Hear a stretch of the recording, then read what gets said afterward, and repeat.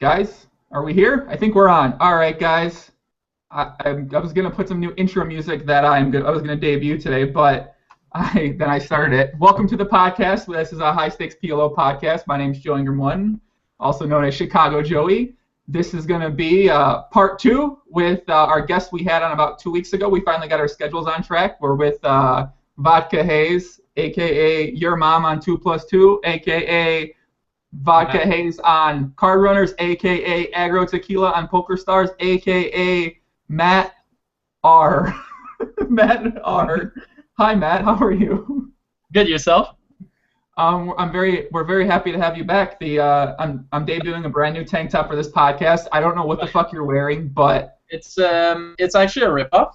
I was at the Grand Prix in Montreal last year, and I was just so excited that I paid $125 for a polo.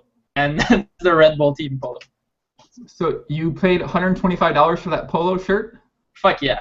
Well, wow, thanks for wearing it on the podcast. That was real nice of you, man. Thanks.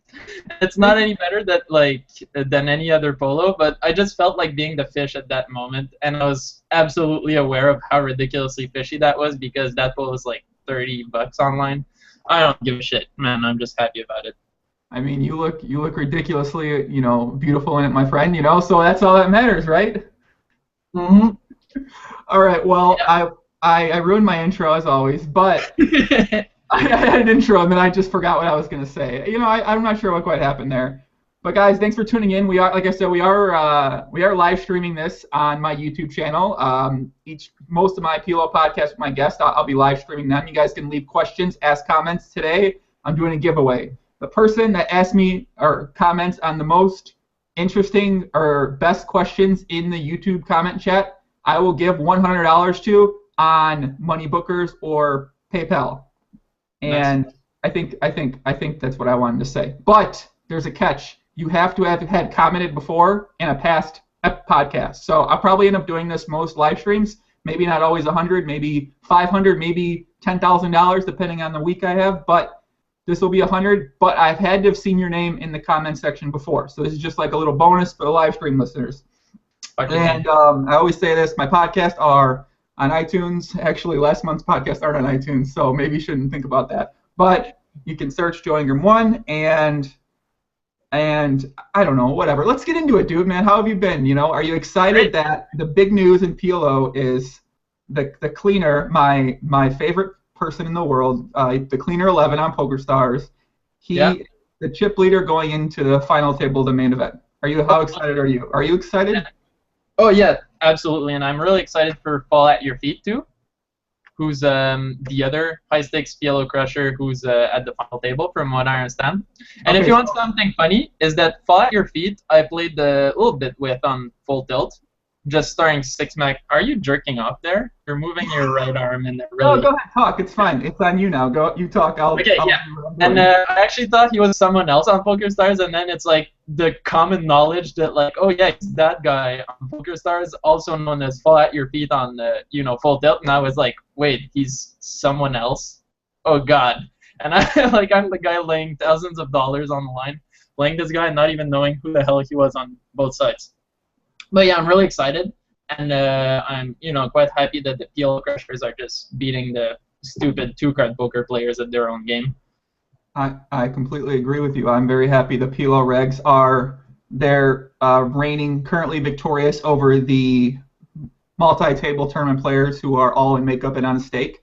Mm-hmm. And for those people that didn't understand what you said, because I had no idea what you just said. You said Fall at Your Feet, which is, I couldn't understand what you said. I guarantee everyone else didn't know what you said too. But the other guy who made the final table is Fall at Your Feet. I don't know his real name, but his Poker Stars name is Zip Ahoy. Yeah. And I remember playing with him a pretty decent amount. I'm pretty sure I felt like he short stacked the most of the games, and he was pretty mid. Fall at Your Feet doesn't, from what I remember. I think he does, like on certain occasions. He's like a strategic short stacker, not like a strategic short. That's they call he's not like a chronic short stacker, He's not a problem short stacker. He's smart about it, like Jeans is maybe. But yeah, he definitely does play deep stack. I remember playing deep stack heads up against him for a while, so like he's okay. He's cool in my books. He's 100%. And I wish him or the cleaner takes everybody down. And obviously, odds should be in their favor. All right. Well, I agree. I think the obviously the cleaner runs like, I mean, it's honestly, I can't even describe how good the cleaner runs for people listening. I mean,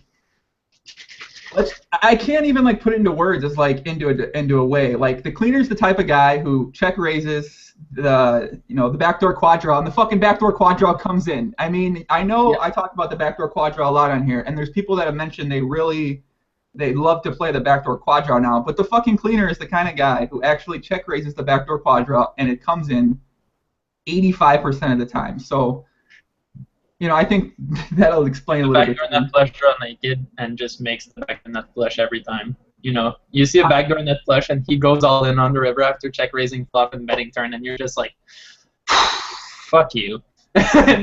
Honestly, if I went through my database, I have maybe 1,085 spots with the cleaner where he check raises and makes a backdoor draw by the river.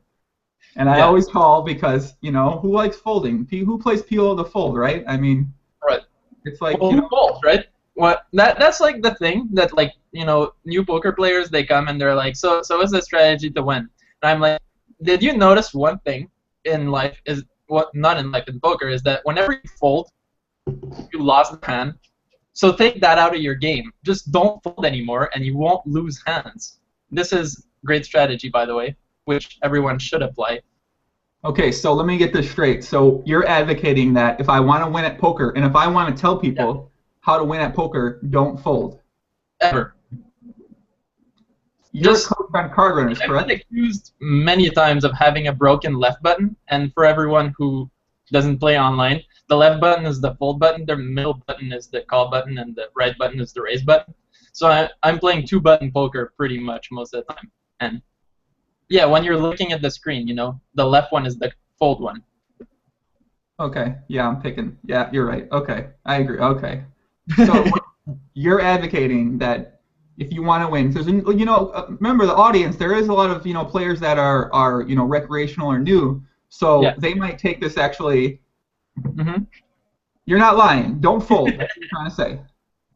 Well, maybe develop some skills first. For the recreational players, they should be forewarned that I'm an idiot and that no one should actually heed my advice. But yeah. Or actually, if they do take my advice, please film it. At least do me this favor. Please film it and film your thought process, and I'll try to post it on Card Runners if I can. So you're saying if someone out there records themselves playing your strategy that you're telling them they suggest they should play, you'll do a guest video where you review their play on Card Runners. I'll try my best to get it passed by the editor, yeah. I'll talk to the owners. I know the owners. I'm going to get the owners on Skype right now. I'll message them. We're going to make this happen, okay? I'll try my best, dude, and I'll do guest comments. I'll do commentating all over. I would say, you could maybe send the video over to Run It Once and Phil Galfon, but if you watch Phil Galfon's latest series, you know that he's advocating reducing variance lately. So I'm pretty sure your strategy. Well, you know what he's advocating, as far as I can see, is not playing online poker and making a bunch of videos about online poker. When's the last time you saw him play online? Yeah, fair point. Well, I think his last time he was playing was the Scoop events. Yeah. So, but I'm pretty sure he's in Vegas right now for the World Series. But I'm not saying it's bad strat on his end too, because games for a guy who's as baller as him, right, are super dead. So if I was him, I'd be playing live with the Las Vegas huge games, and not be playing online. But then there's also the whole hypocrisy thing that he makes a lot of online poker video training things, and he hasn't been playing online for a while. So whenever I look at his videos, I just take him with a grain of salt, I guess. At least recently, back in the days, man, I learned so much from him. Clearly, he's a super smart person, and if I was in his shoes, I'd be doing the same thing. So you're saying that you don't think his recent videos are up to the same standard of content that the older videos might have been? Yeah. Oh. Okay. I might just have created massive drama in the poker community. Sorry, guys. I mean, I've watched his recent videos. His recent videos have been the tournament series, and I've been enjoying them personally. And I made up a drinking game. Whenever he says reduce variance, you take a drink. And I've been drunk numerous times watching the series, so I've enjoyed it so far. But I don't want to say. I don't want to say anything. Let's talk about that. Like I see him sitting like the huge nosebleed triple draw limit games all day long and never actually playing PLO ever. And then he makes a bunch of PLO videos like cash games. I see him all the time, and that's why I look at this and I'm like, you can say what you want about like the small stakes coaches, and I know that like high stakes coaches attract more people to your site and blah blah blah. But dude, are you like even playing the games? So, I mean, there's two ways to look at what you're saying. One way you could look at it is that you're saying don't make videos, or sorry, why are you teaching other people how to play a game that you're really not playing anymore? Another way to look at it is, as you said, is that, maybe your skill level isn't up to the, to the high quality that we're used to. So once again, why are you making videos for that game anymore? Are you saying both? Or are you saying the second one? I don't know. I'm not really sure about my position on it. To be honest, wait, I have this thing. You want something that's like free internet karma? This is a baby cat, and it was trying to commit suicide. You've been spending too much time on Reddit by posting a baby cat, man. No, actually, don't post baby cats on Reddit. You can look at my account. I will. I'll look at your account. I don't know, like. And I'm pretty sure like Phil Galfon's advice is like decent advice for small stakes or like micro stakes players. But like for a mid stake online player who's like already beating the games, well, he's not gonna like watch them and really learn anything, I think. And like he makes his videos at like 2.5 Zoom or something. Anyways, like these are just my thoughts out there. Well, I don't know if I want to reach a conclusion. I'm not calling Phil Galfon out because he's taking the right decisions, but. It's just like whenever I see this and I hear about him like making videos, I'm like, well, he's like not playing online. Like, nah, that's about it. Well, I'm very curious to see what other people out there think. So I'm sure when you say that, people are gonna have some feedback as well. Maybe some people agree, maybe some people disagree. Obviously in the community, when there's someone who's overwhelmingly liked or overwhelmingly loved, or most people like them, it's not very often that people will, get behind an opinion that might go against that type of person. So like in my podcast for an NBG, for example, when someone says like I hate your stuff, a bunch of like some people will be like, what are you talking about? Stop hating, yada yada yada, because that's kind of the, what I mean? It's like it's for your podcast though. Like if someone comes up with a really strong negative opinion about your podcast, it's really good for the popularity of your podcast, right? Talk good as long as they talk. I enjoy hearing those positions because then I want them to tell me what exactly is bad, because a lot of times they probably have a pretty good point and it's something I should be thinking about. If they say I say a certain phrase or I might talk about something a bit too much, that's something I'd like to know because then I can fix that. Actually, I started doing, since the last time we were on, I did a PokerTube podcast with this girl, Ebony Kenny, who's a tournament player, where we drank and we got naked, and well, we might have got naked, but when we posted that on PokerTube, there was a couple of comments on there from people, and they were maybe not the most positive comments. So, I mean, on one hand, you don't ever want to hear like, you don't like to hear like bad things said about you, but at the same time, I like it because I can take what these people say and put that out there, and I'm actually not quite sure. Whatever. I'm. Let's get into it. Right? Because it's like people talk bad, like then you might take it as like an ego shot. Is like is it me who did something wrong? And then it's like your brand. Like you as like Joe Ingram one as like the podcast maker, and like that's like your brand. It's not like you. It's your whole shebang, and it's really good. Like whenever people talk and have like really good or really bad opinions, like.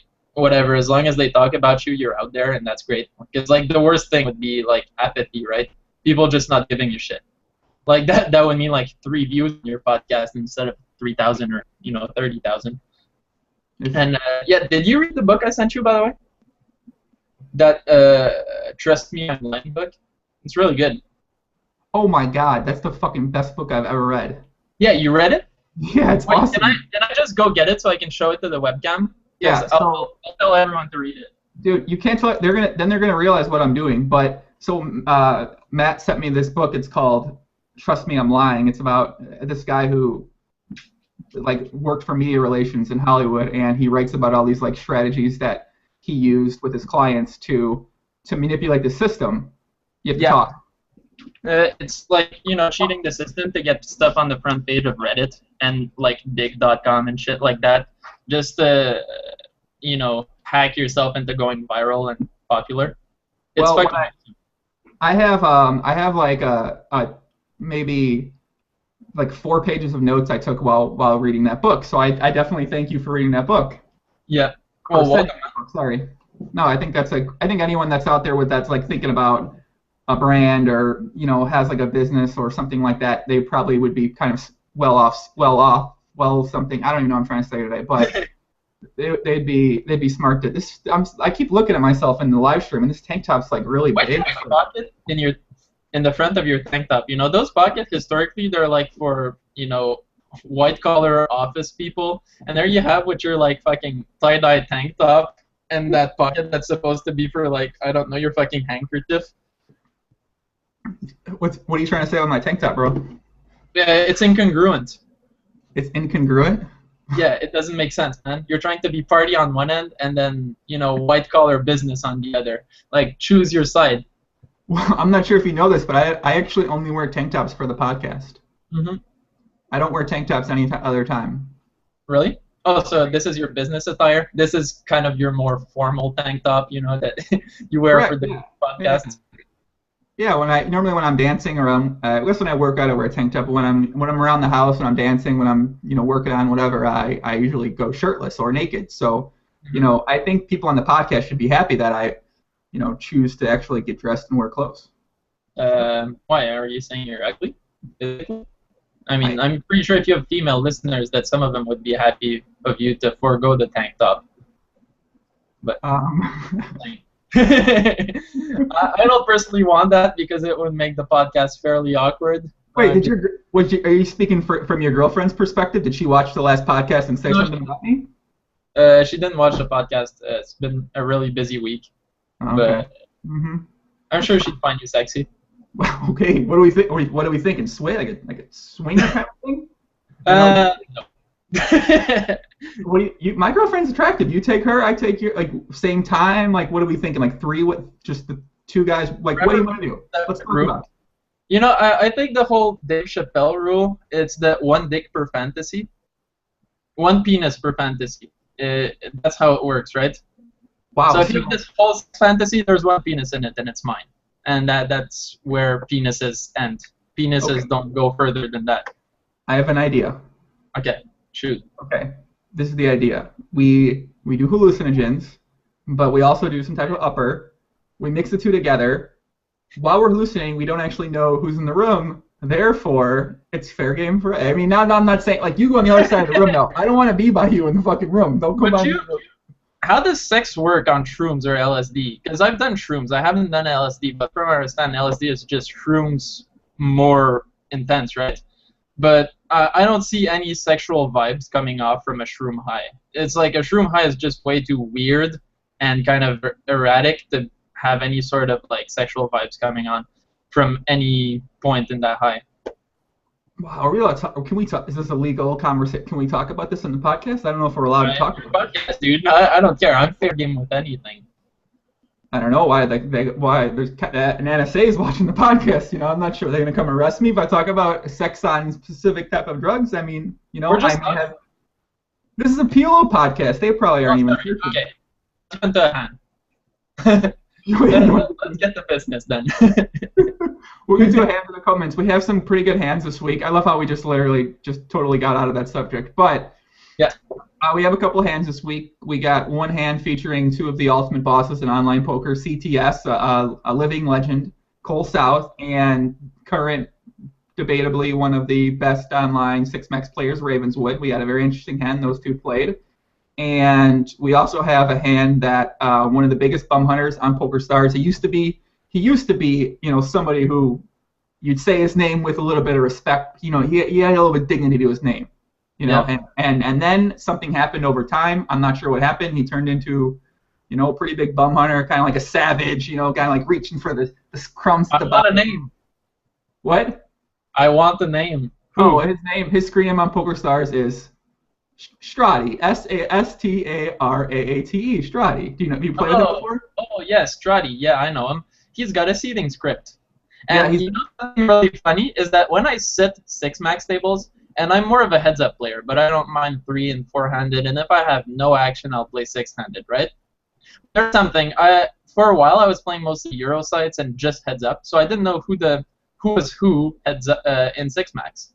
But if someone sat me in 6 max and Strati and his seeding script, auto sat him next to the person who sat, and Strati stayed at the table, I knew that guy was a huge fucking fish right away. And I could almost just color him right there and then, and actually I did, because I knew Strati would never play unless the guy was just drunk or completely stupid and missed like they're at birth or something. Well, there's another guy, Legley on PokerStars 2. That was one guy. He's also one of the. I don't even know. I'm pretty sure he sits in the lobby for 24 hours, and then I don't even know how he randomly decides to sit at a table. But if that guy's ever at your table, his screen name's Leg HLEI. If he's ever at your table, listeners, never leave that table. Do not leave the table. I promise you. If he's at a table, if Strati's at a table, don't leave the table. But we have an interesting hand he played, and I think it'll tell us a lot about him. So, and then we also have a couple hands I mentioned we talked about last week.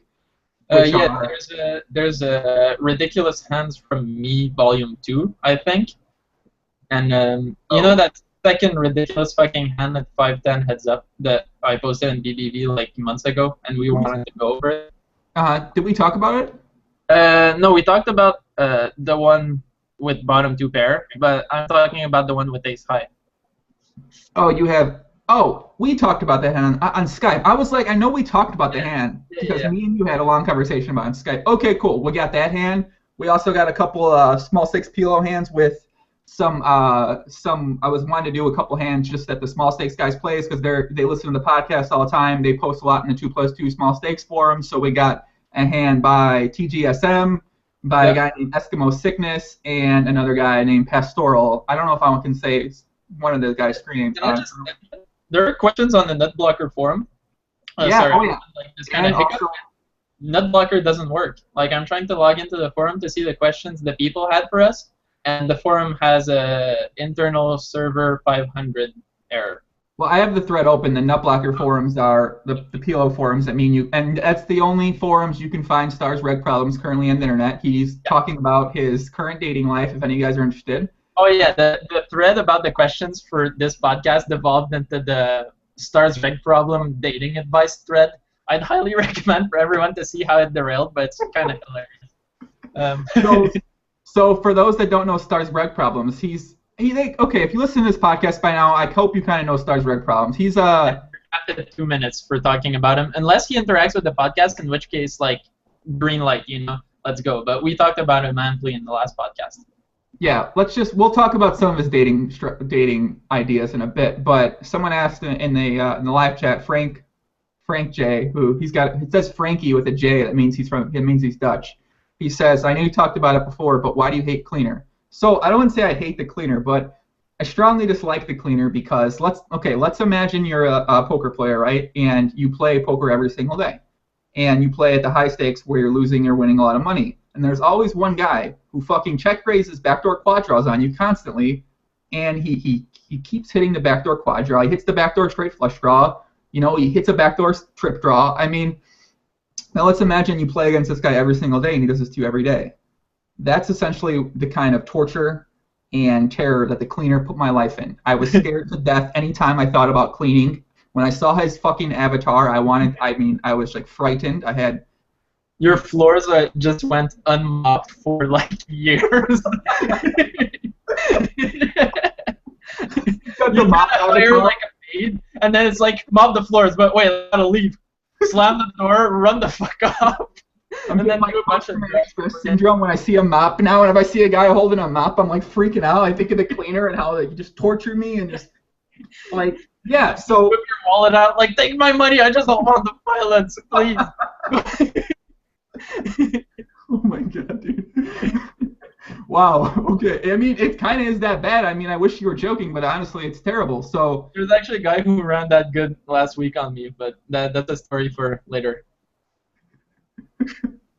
Well, I hope he wasn't the cleaner, but it's okay. So I don't hate the cleaner. I just like don't. I mean, if some guy took all your money, you'd want to hit him, right? You want to cut his stab him or something, right? I think it's normal, but I don't hate him. I like him. I like him more than I like any. It's not normal to stab people. It's actually frowned upon by the law to stab people. So I'm just saying it's not normal. Well, he lives in the Netherlands. I'm pretty sure anything goes in that country, doesn't it? Oh yeah, no, forget about it, man. We're in America. We're actually civilized over here. Never mind. Well, I know that guy. There's that Dutch guy. Love to play you, love to program you. I call him. He's from the Netherlands as well, and I know that he's got that program that he uses on PokerStars. So, I feel like anything's legal over there if he's allowed to use the program. You know what I mean? Yep. So. Well, all right. Let's just get into a hand. Let's start off with a hand here, okay? Sure. I've been talking to a lot of people lately about the podcast, and they say they enjoy these podcasts because it's less poker hands and in-depth strategy about PLO now, and it's more just like poker discussion, general strategy discussion as well. So I don't want to have it too many hands, but the couple hands I have, we'll talk a bit about it, and they're pretty basic hands. So we're going to start off with a hand played by a top tier player. Now Trambopoline, he's a 2+2 user. He messaged me and he said, "Are tier players supposed to be good players? I always thought tier was sarcastic, like tier meaning fish, and so when I call somebody a top tier player, I'm calling them." If I have a 10 tier rating system, so a 10 tier top tier is like a stratty, like a bad player, like a really bad player, like a Julia 753, I don't know, like Ray. No, actually, even Julia, like the high stakes fish, if you put them at 10 PLO or something, they'd actually be doing okay as far as I'm concerned. Even the huge mid stakes fish, maybe not Maya, but Faker Real might even navigate his way into profit at 10 PLO, and he's ridiculously awful, right? Everyone agrees that Strati stays at the table when he's there. I just want to say, anybody who plays high 6 PLO and they just heard that first comment you said, literally you've lost all credibility with them, because they just heard you say that if Julia played at 10 PLO, she'd be a winning player, and I want to tell you right now. I don't remember playing Julia in years, so maybe she's would never be /90/90. But no, Julia is literally the worst player in the history of online PLO. Never mind. Okay. Never mind. But on the other hand, I consider Twin Caracas a fish, and yesterday the other regs let me play him heads up for hours. And they didn't even join the table when it was fair game to join. And I consider Twin Caracas someone who is not very skilled at the game of 4-card poker with flops. Well, do you think he's getting better now that he's not? I don't think he's 24 tables anymore, that's what he was doing before. Do you think he's No, it's just he doesn't really, he's been playing for so long that he kind of knows what he's doing, right? Because he's just seen enough flops. But he hasn't ever put a thought into is this good or is this bad? And I don't think he watches the best players and just go oh, this is what he's doing and he's better than me, maybe I should take note. He just doesn't fucking do that, right? And so he's. Let me tell you a little bit more about Twin Caracas, George Arias. Let me tell you what I picture his life's like. I'm friends with him on Facebook, so I may or may not be basing this off reality. This is what I picture his life's like. He's a bit older guy, he's in his 40s, 30s, 40s right now, and he lives in one of the South American countries. I think he's Venezuela. Yeah. So this is what I picture his life's like. He's in a mansion. He's directing he's some type of drug trafficker, and people are coming in all day. They're getting drugs from his handlers, and he's sitting there with 3 to 4, maybe paid, maybe they're not paid women. And he just he's having sex and playing online poker, playing PLO, and that's just why does he have to think about how to beat you? Who cares? He's living a good life, he's playing poker, he's enjoying himself. Sure. and I love him for that.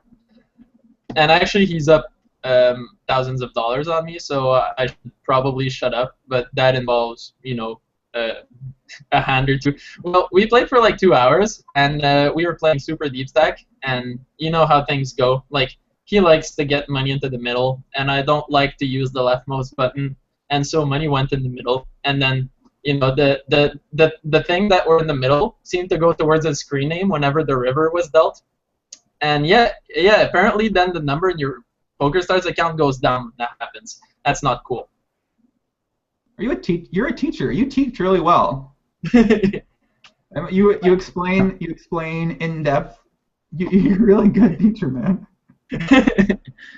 What was the highest limit that Julia played? Well, I actually could do a Julia podcast where just hands that I played against Julia, but Julia played 25-50, but mostly 10-20. And Julia had a very unique strategy where, I'm going to call her a she. I have no idea why. I can't imagine it's a woman. But it was a Russian account, and Julia would never join a table that was already going. She would only sit at a brand new table by herself. So what the strategy at first was, this is before seeding scripts. So I played in the game every time she played because I would usually start the games, and then I would be always looking in the lobby. But what happened later on is that when they went, I don't remember. I don't remember. Something weird started happening. Oh yeah, something weird started happening in the Julia games. These accounts they were these random accounts that never played.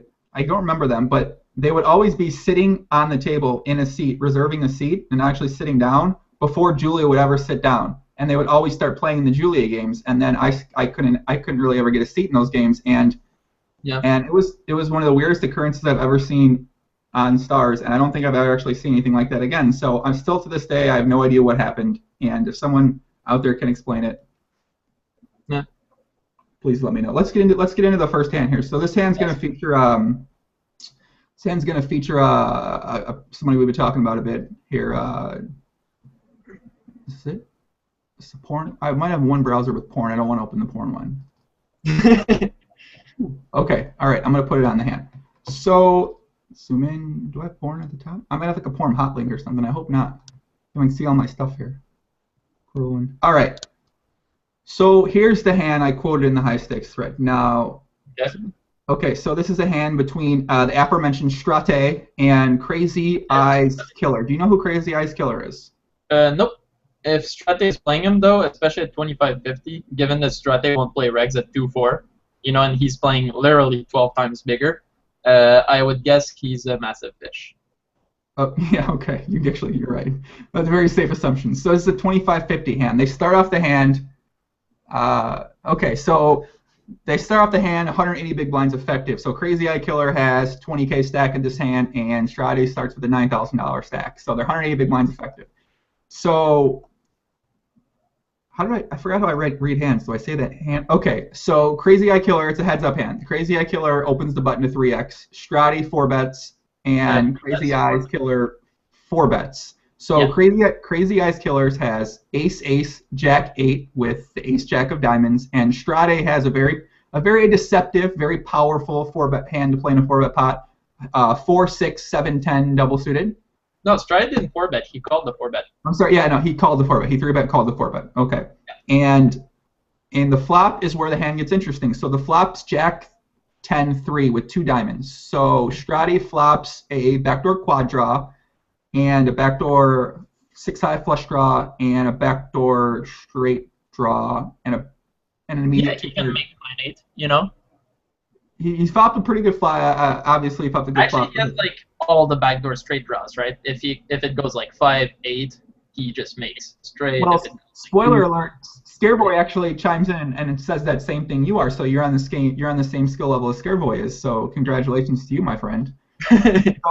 So the flop's Jack 10-3 with 2 diamonds. Crazy Eye Killer has Ace 8 Jack 8, so he blocks the top set. He's got the nut flush draw and overpair, and Strade, like I said, he's got middle pair and a bunch of backdoors. So Strade checks. Crazy Eye Killer decides to bet pot, and Strate calls. They're 180 big blinds effective. So the flop, the pot's 2,700 on the flop.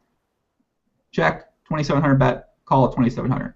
The turn, Strade gets one of the best turn cards for his hand, the King of Spades. So well, not really, but sure. Not at all. I mean, wait. Flush draw, but that's like the same kind of thing you see it like 1-2 live hold'em. It's like, well, yeah, I turned the draw. You know, how can I fold? But this is also one of the best cards for the 4 better guys range. So wait a sec. So are there people out there assuming I'm saying this hand 100% from 100% point of serious? Now, this might be leagues off, but I'm gonna have to disagree with Strate's play on several levels. Well, okay, we got to get into the play. So the turn's the king of spades. So the board's king jack 10-3 with 2 flush draws now. Strate decides to open jam his now third pair with a turned 6 side flush. Yeah, that's all. And Crazy Eye Killer goes ahead and calls. So what do you think about Strate's flop play of check calling here? You know. What can I say more than you know? It's just like, yeah, he flopped a pair and the other guy probably has aces, so let's try to make 2 pair, I guess, was his thought line. Okay, so I'm gonna gives all the back doors actually, and you know, if he runs good, if he's playing 25-50 somehow, then he probably was high on drugs or playing really good, so he feels invincible. He's not folding his pair plus 2 pair draw plus backdoor straight draw plus backdoor flush draw. You're getting better, okay. So for my first podcast, when I talked about a hand like this, I'm just gonna go into that form. So I'm gonna go into my original podcast the way I would describe this hand. Yeah. And that is that, you know, Strate makes a questionable call on the flop. You know, he flops a pair, and when you're in a 4-bet pot and you have a pair against a range presumed as aces or high cards, you know, when you make a pair, you know, you have a real good chance to make 2 pairs. So I totally understand his check call. I think it's a pretty good play.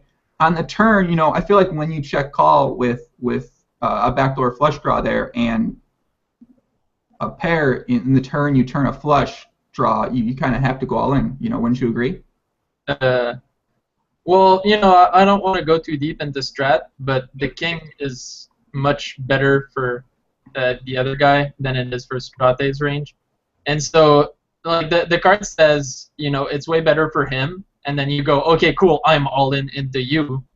That just is, that makes no sense, you know, on many levels. I think Strate just wanted to get his money in the middle and, you know, make 10K. Or double up at least. Did he win the pot? I didn't even notice.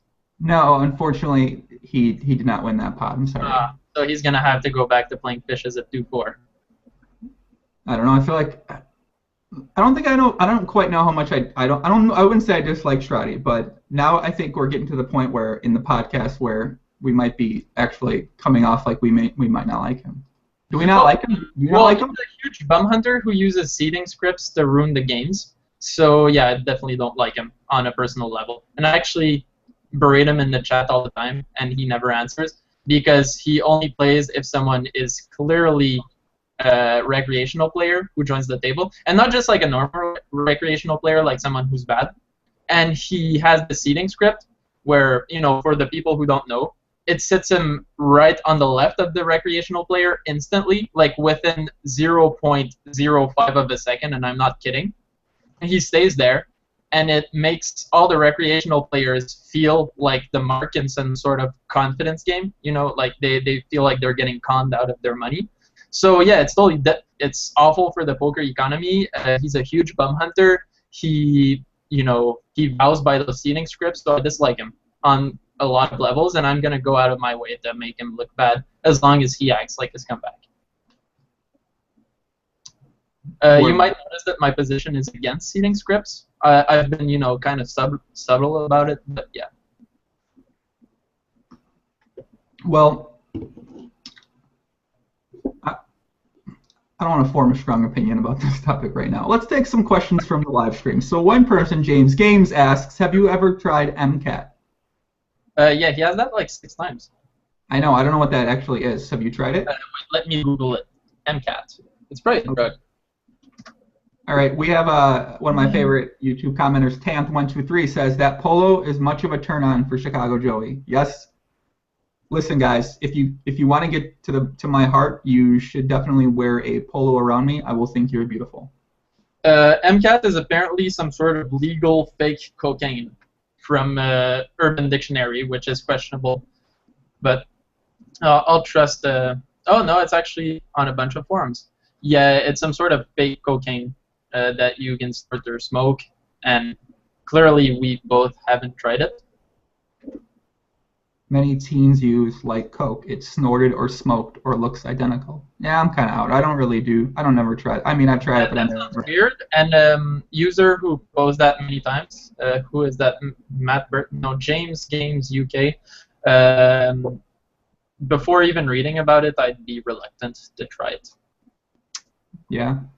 Yeah. I don't think I tried either. And for those that are watching this at a later date right now, Ashley Delaney says that if they want to picture what you look like right now, you look like you just walked out of working for an F1 pit stop team. So just to give people a better mental image of what exactly you look like right now in your polo shirt. So What?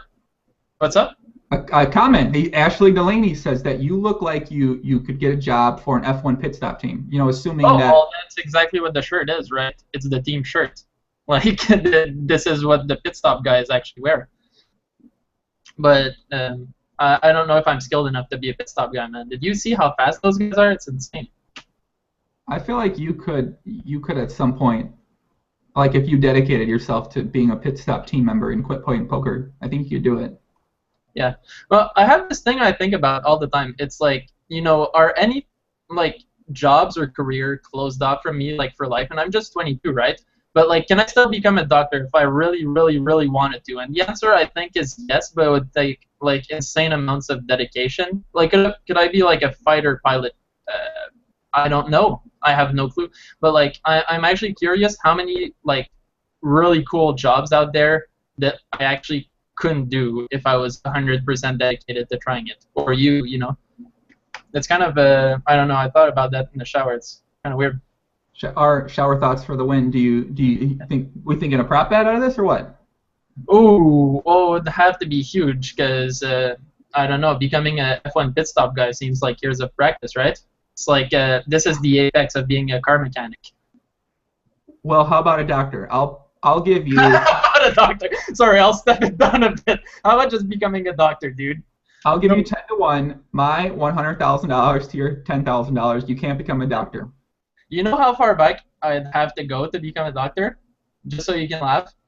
I'd have to go back to high school and pass high school chemistry because I fucking hate chemistry, and I excelled at physics, and just I hated chemistry so much that I just couldn't motivate myself to actually learn it, and I failed it in high school, and I went like, oh well, I guess I'll go into business, and that led me to studying economics instead of like physics or something. Might have been a physician if I didn't dislike fucking chemistry as much. So yeah, I'd have to go back to high school and pass high school chemistry to become a doctor, and then go from there. So I'm probably like 10 years away. Are you declining my prop bet or what? Yeah. Okay. All right. Well, whatever. Speaking of prop bets, there's been a prop bet recent talk in the HSPLO forum. A guy posts all the time, stars reg named Yarny. Have you read that thread where he's proposing? Yeah, I'm betting against him. Oh, okay. So let's talk about that. So for those that don't know, it's a thread in the High Stakes PLO forum. Me and Matt both post there pretty frequently. And a guy named Yarny made a thread. He's proposing to make 100 buy-ins at 510 and above on PokerStars and Full Tilt. No heads-up tables, so just a 6-max table or a Zoom table. And yeah, I think the odds he's proposing is 2-1. So literally, I don't want to say what I was going to say, but. So 2-1, and he's looking to get about $100,000 action again. So it'll be the better's $100,000 to his $50,000. He's getting the action. But there's a few things, but I think this bet is gonna be a cool sweat because like at 1-1, it would just be like I would bet all my money, and just like I'd take like loans to bet more. But at 2-1, it's interesting because the 2-1 odds are really in his favor because Yarny has massive swings. I think that's well known. This guy just swings his money around. You know, like if a few months ago he was playing mid stakes and now he's at 25-50 from a huge heater he got. And yeah, so like the 2-1 odds means he just needs to win the bet 33% of the time, right? And like if you actually go and do the math, which I did before betting the money because I'm not some sort of idiot, it looks a lot closer than it might be on either like partisan's side of like, well, I don't think anyone except Yarny is like, oh yeah, I'm a lock. And even Yarny doesn't think he's a lock in that bet. Like, he's just making the bet because he feels good. But yeah, I mean, it's going to be a really good sweat, I find. Well, so for those that don't know Yarny, as you said, he's a very swingy player. He plays like a psychopath. Yrmom, friend of the podcast, describes Yarny as a man who will 4-bet and call a 5-bet with anything and always flop the top set or nut flush draw. So, you know, if Yrmom's telling you guy he runs good, he probably runs pretty good. And for those that don't know how difficult this prop bet might be, you know, I think for somebody with a pretty high variance style like Yarny, and I would definitely say he's one of the better regulars. I think it'll be. I don't think he's going to win the bet. And me either. And I'm betting, so I kind of have a position, right? Because I voted with my wallet. So I kind of stated what I'm thinking if I'm betting against. Yeah, I mean the people betting against him right now are I mean pretty much all the other high stakes regulars. I know Ben86 wants to take a big piece against him. Ike as well. Ike Haxton, I think he wants to bet against. I'm not sure. So, you know, when these kind of guys are coming out and saying this might not happen, I mean, you know, 100 buy-ins in a month for some people that might play small stakes, you know, I think 100 buy-ins in a month is probably difficult at, you know, once you start getting 2, 4, 3, 6 and above. Yeah. Well, there's not much action, right? So if you're playing 3-6 plus, and that excludes the 2-5 zoom, which is key because at 2-5 zoom you can log in volume. At 3-6 plus only, like it's not only hard to make that money because people are good. You know, you can't. It's really rare to have a table with 2 fishes on it because of the fucking scripters. Did I harp enough on scripters already? Yeah. It's hard to get a table going with more than 2 fishes, so it's like 4 regs, you and a fish, usually, and there's not that many tables going, so it's going to be hard for Yarny to put in the volume, and it's going to be hard for him to have a nut and edge big enough to justify making 100 lines in a month. So it's going to be a tough sweat for him, but he has the odds on his side, you know. So that's what he has going for him, is that he only needs to make the bet 33% of the time, and that he's rich enough to lay $100,000 on that long shot. But well, yeah. I think what happened with Yarny, what Yrmom speculated was that he actually went busto, and he got second place in the 5K PLO scoop, yep. And for like a couple $100,000, and then after that he started playing 25-50 zoom again, and then he just had a massive heater, and now his confidence is pretty high again, and he's at the point where he wants to take this challenge on. So I think it's going to be exciting. I can't wait. We're going to do a preview podcast, me and Yarny, before that happens. So he said sometime around WCoop when it started, and I think it might be because I talked to him and I suggested he probably should wait till WCoop to start because it just makes more sense for him. So then he decided he's going to wait till WCoop to start. So I'm sorry, guys. I pushed the bet back maybe 2 months, but I'm very excited to see that happen. But one thing I want to mention, I actually want to say, because we were talking about making 100 buy-ins at 2, 4, and 3, 6. Now, I actually don't think that's hard to do. I don't think it happens regularly because people aren't necessarily trying to do it or they're not trying to put in that volume. But I'm pretty sure most of the good regulars could make 100 buy-ins at 2, 4 pretty easily. Yeah, but you'd go insane if you did that regularly. Like doing that 1 month, you know, once, it's cool. But like it's gonna have a huge toll on your sanity if you do that regularly. You're just gonna it's minus EV for your life to do that, even though you're gonna get rich fast, because your sanity is just like gonna drop and you're gonna go insane. Like it's impossible to do that without being locked in your fucking, you know, room with the computer, like 16 hours a day or something like that. So you're saying you'd bet against somebody who wanted to make 100 buy-ins at 2, 4 in a month with playing less than 16 hours a day? Oh no, not at all. And I'll try to set up prop bets that are actually possible. Fuck you. I'm saying if someone did 100 buy-ins a month for like 10 months in a row, I would bet against them having a healthy life. You know, like take a blood test before and a blood test after, and like look at your sex life and your social life, and you know you can see the fucking toll on everything else. So what about a prop bet where you have to have sex 60 times in a month, but also make 100 buy-ins for 5 months straight. That's twice a day. So 60 times in a month, sex with the same person. I mean, whatever. Let's not make it the same person. You have sex with anybody. Man, woman, whatever. 60 times in a month and 5 months straight of 100 buy-ins.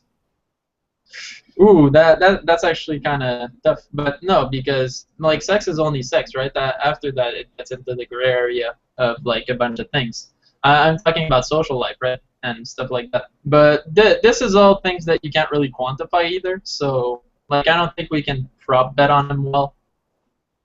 Like you can't. It's hard to quantify social life, isn't it? Yeah, I mean, I was gonna say I'll let you watch me have sex if you'd like to bet against me on this. If that's the kind of thing that you enjoy doing, that's fine. What? Sorry? Never mind. I don't want to repeat that. Never mind. That was kind of that was a sketchy. That might have been one of the most sketchiest things I've ever said in my life. So. Okay, so I'm gonna rewatch that. I gotta look. It's been 50 minutes in. Again, I'm gonna go watch that on YouTube after. I'm on to you, Joey. That one back. I'm sorry, guys. I'm gonna have to take that one back. You want to do a second hand or do some Nutblocker questions? You know what? I'd love to do some Nutblocker questions. Cool. Wait, can I take a piss? Of course. Not a question. I will. Okay.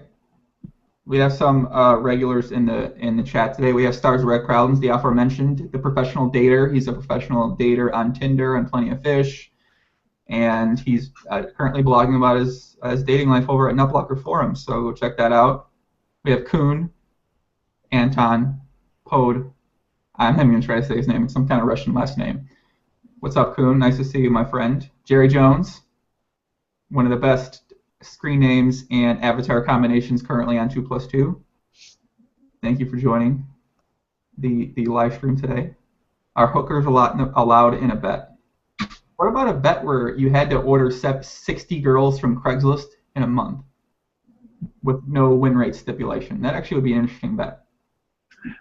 Do they have I wonder if they have an app where you can, like a Uber for taxis. I wonder if they have an app for hookers where you can order a hooker on the app and then. Probably not, because hookers are illegal. Yeah. But you make a good point. I don't know. Stars Red Problems. Try this bet out, man. 60 hookers in a month. Try it out. 60 hookers in a month? That would be expensive. Well, there's the whole, like, would you think, $1,001 hookers or one $1,000 hooker? It's just like, I'm pretty sure there's some crackheads who go for pretty cheap out there, as long as he wears extra protection. Yeah, I mean, I don't know. I'd love for him to try. I want to follow along. So we'll take. Okay, let's get some Nutblocker questions. Good idea. This is from Scared Boy, Andreas. He asked, "Are you afraid heads-up games might die down for any reason, including sites closing, capping the stakes, amount of tables, or the action drying up?" Well, that's all going on already, right? Because it's what we talked about on the last podcast, is that if there's some sort of edge going on heads up, then the edge is big by definition, because you get the same scenarios over and over and over heads up, right? It's just the same things recurring, and it's you better have your game plan set down. And so sites don't like that, because if you have an edge on someone, it's big, and that means if fishes decide to play heads up, they lose all their money really fast instead of slow. And sites don't like that, because people losing their money fast means that they don't play after, and games don't run, and they don't make rate. So the sites are definitely don't like heads up. In another way, heads up has been good to poker because of the legendary battling, especially years ago on Full Tilt, the big Isildur battles and those things. That was really good for poker, because it brought the dream out, and it's just a good sweat and good fun. So that's a good thing. So I don't think you can take heads up out. You shouldn't. But obviously, if you're the PokerStars manager, then what they're doing, and they cap the stakes at 5,100, and I think we talked about it a little on the last podcast too. All the measures they're doing to reduce the bum hunting heads up also aggregates the money to the best heads up players. If heads up was Zoom only, then the top 2 or 3 players in the pool at any stakes would just get a ridiculous amount of the profits that are made, because if you're worse than someone, you can't really go play Zoom because you're forced to play 4 tables or not if there's recreational players. We talked about that. There's the whole thing. I won't go into it because it's kind of boring. So there's all these things. But definitely the sites don't like heads up. The players do. So it's kind of like, whose side are you taking? So to answer the question, you're obviously afraid that it will happen, and I mean I would tend to agree. I think the trend is obviously going downward in terms of. Yeah, I'm not afraid. I'm aware. It's different. Like I know eventually I'm gonna have to transfer back to 6 max because heads up is too good. But well, you just answered part 2 of this question. Do you see yourself developing from a heads up ragged to something new like 6 max PLO or mixed games? And what is your 2 to 3 year plan with poker? Well, I'm gonna stay. I just like heads up better because of psychological warfare, and it fits my style of poker more. And so I prefer I've been learning triple draw and single draw, and I might even relearn heads up hold'em, but I'm not sure yet because I just like heads up better, and not because I'm some sort of bum hunter. Like anyone who sees me play knows that I just battle regs all day long. I have way more volume logged in against other professional players than against recreational players. But I like 6 max too because it's kind of a mental challenge. You can't just autopilot be in 6 max as much as heads up because sometimes you run across some nits or some really loose players and you have to be aware of that. Whereas in heads up, if I just autopilot, I can autopilot my way into beating most people who aren't really super good. But yeah, I'm open to playing 6 max again, and I kind of play 3 and 4 handed because I find it interesting. But 6 max, full, usually just plays nitty and boring, so I kind of don't play it if I can play heads up. I'd rather play heads up draw games or whatever. I see. What's making you laugh? I was listening to your answer and then I read a comment at the same time, so it made me chuckle. So basically, your goal is to, presumably if you can keep making money in the short term or even the middle-ish long term, at heads up, you're going to continue in playing that. But at the same time, if things start to change for you, then you'll transfer over to playing more 6 max then. Yeah, well, I mean, I like the intellectual challenge, but at the core of it, I'm a hustler, and I've always been a hustler when I came into poker.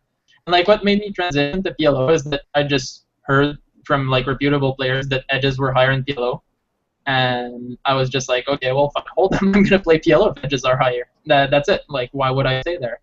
Mm-hmm. And similar for heads up. Edges are bigger heads up, so I went well, why would I be playing 6 max if edges are bigger heads up? And I just gravitate towards where there's the most money as a hustler.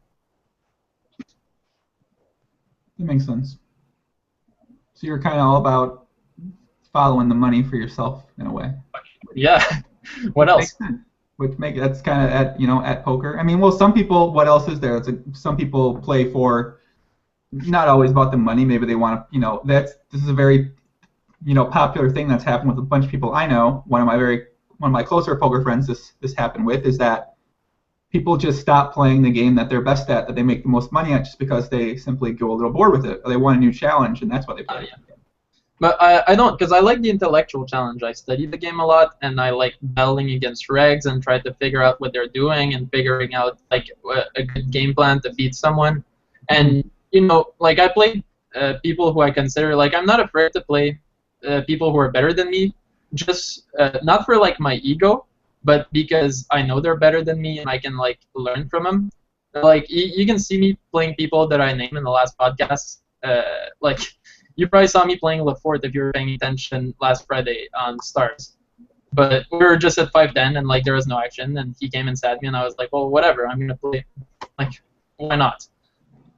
Did you win? I just don't care. What? Did you win money against Lefort? No, he won money against me.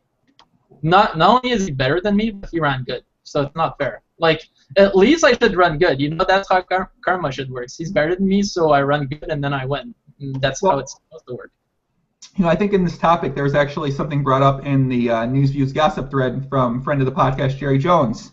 And he mentioned an idea, and I don't know if he was actually serious. He might have been on drugs when he mentioned the idea, but it was actually a good idea. He said, Have you considered commentating on pre-scheduled live heads-up matches? Like get 2 regs who will play for a predetermined amount of hands, maybe have a guest commentator, do post-match interviews, review a hand or two, have 2 PLO heavyweights slugging it out, like Boxy, call it Friday Night Fights, you'd be Larry Merchant.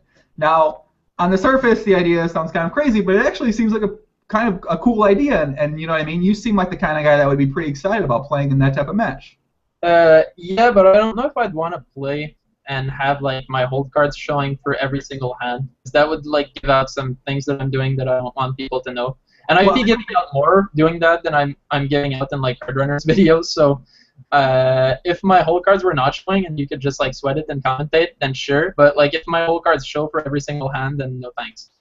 Well, I think the only way to do something like that would be the whole cards not show, because obviously top players, you know, Laforte's not going to want to watch us play his heads-up PLO game. So I think the kind of thing he's talking about is just kind of commentating live as it happens. Maybe have like on a normal railbird. Yeah, exactly, like a normal railbird from a railbird perspective. When a big hand comes up, you know, maybe talk about it until another big spot might come up. At the end of it, maybe go over 1 or 2 or 3 the most important hands in the match to kind of decide who won the match, and then go from there. That would be cool. So I know we have 1 person potentially on board now. I just need to find you a potential opponent for our first Friday night fights to get started here. Yeah. What else? More Nutblocker questions, more hands, more stuff. Oh, that was technically a Nutblocker thing. Well, I'm trying to find some interesting Nutblocker things. We'll talk about some hands then. Let's go to this hand with CTS, Cole South, and Ravenswood. Cool. So, please don't be porn. Okay, good. So this hand is a 2550 deep zoom hand. It's got CTS and Ravenswood, and this lineup looks not the easiest. They also TJ Bentham and Emil. This is like 4 really good players. I know. It's a pretty sick lineup here. So Ravenswood and CTS, they're 272 big blinds effective, so they're 13.6 KD. So CTS raises for pot. He opens pot on the button with Queen 10-5 with 3 hearts, and Ravenswood defends the big blind with 8-7-5 with 1 small suit. No, I don't think it's very relevant in the hand. So the flop comes Jack 8-5. So Ravenswood flops middle set and a gut shot straight draw, and CTS flops an overpair with a backdoor heart draw and a gut shot straight draw. So they both flop a gutter to a nut straight potentially. So Ravenswood checks, CTS bets 400 into 500, and Ravenswood check raises 3x to 1255 and with middle set, and CTS calls with his overpair and gut shot and backdoor. And the turn, it gets interesting because it's a queen of diamonds. So it brings up a backdoor nut flush draw, which neither player has. So the board's 4-8 jack queen, so 9-10s and nuts in the spot. So Ravenswood bets 2250 into 3K. CTS pots with his turn top set. So he essentially has top set and a blocker to straight. He's got Queen 10-5. And Ravenswood decides to bet call it off with his middle set and bet. So I guess I think the flop's relatively standard on both players.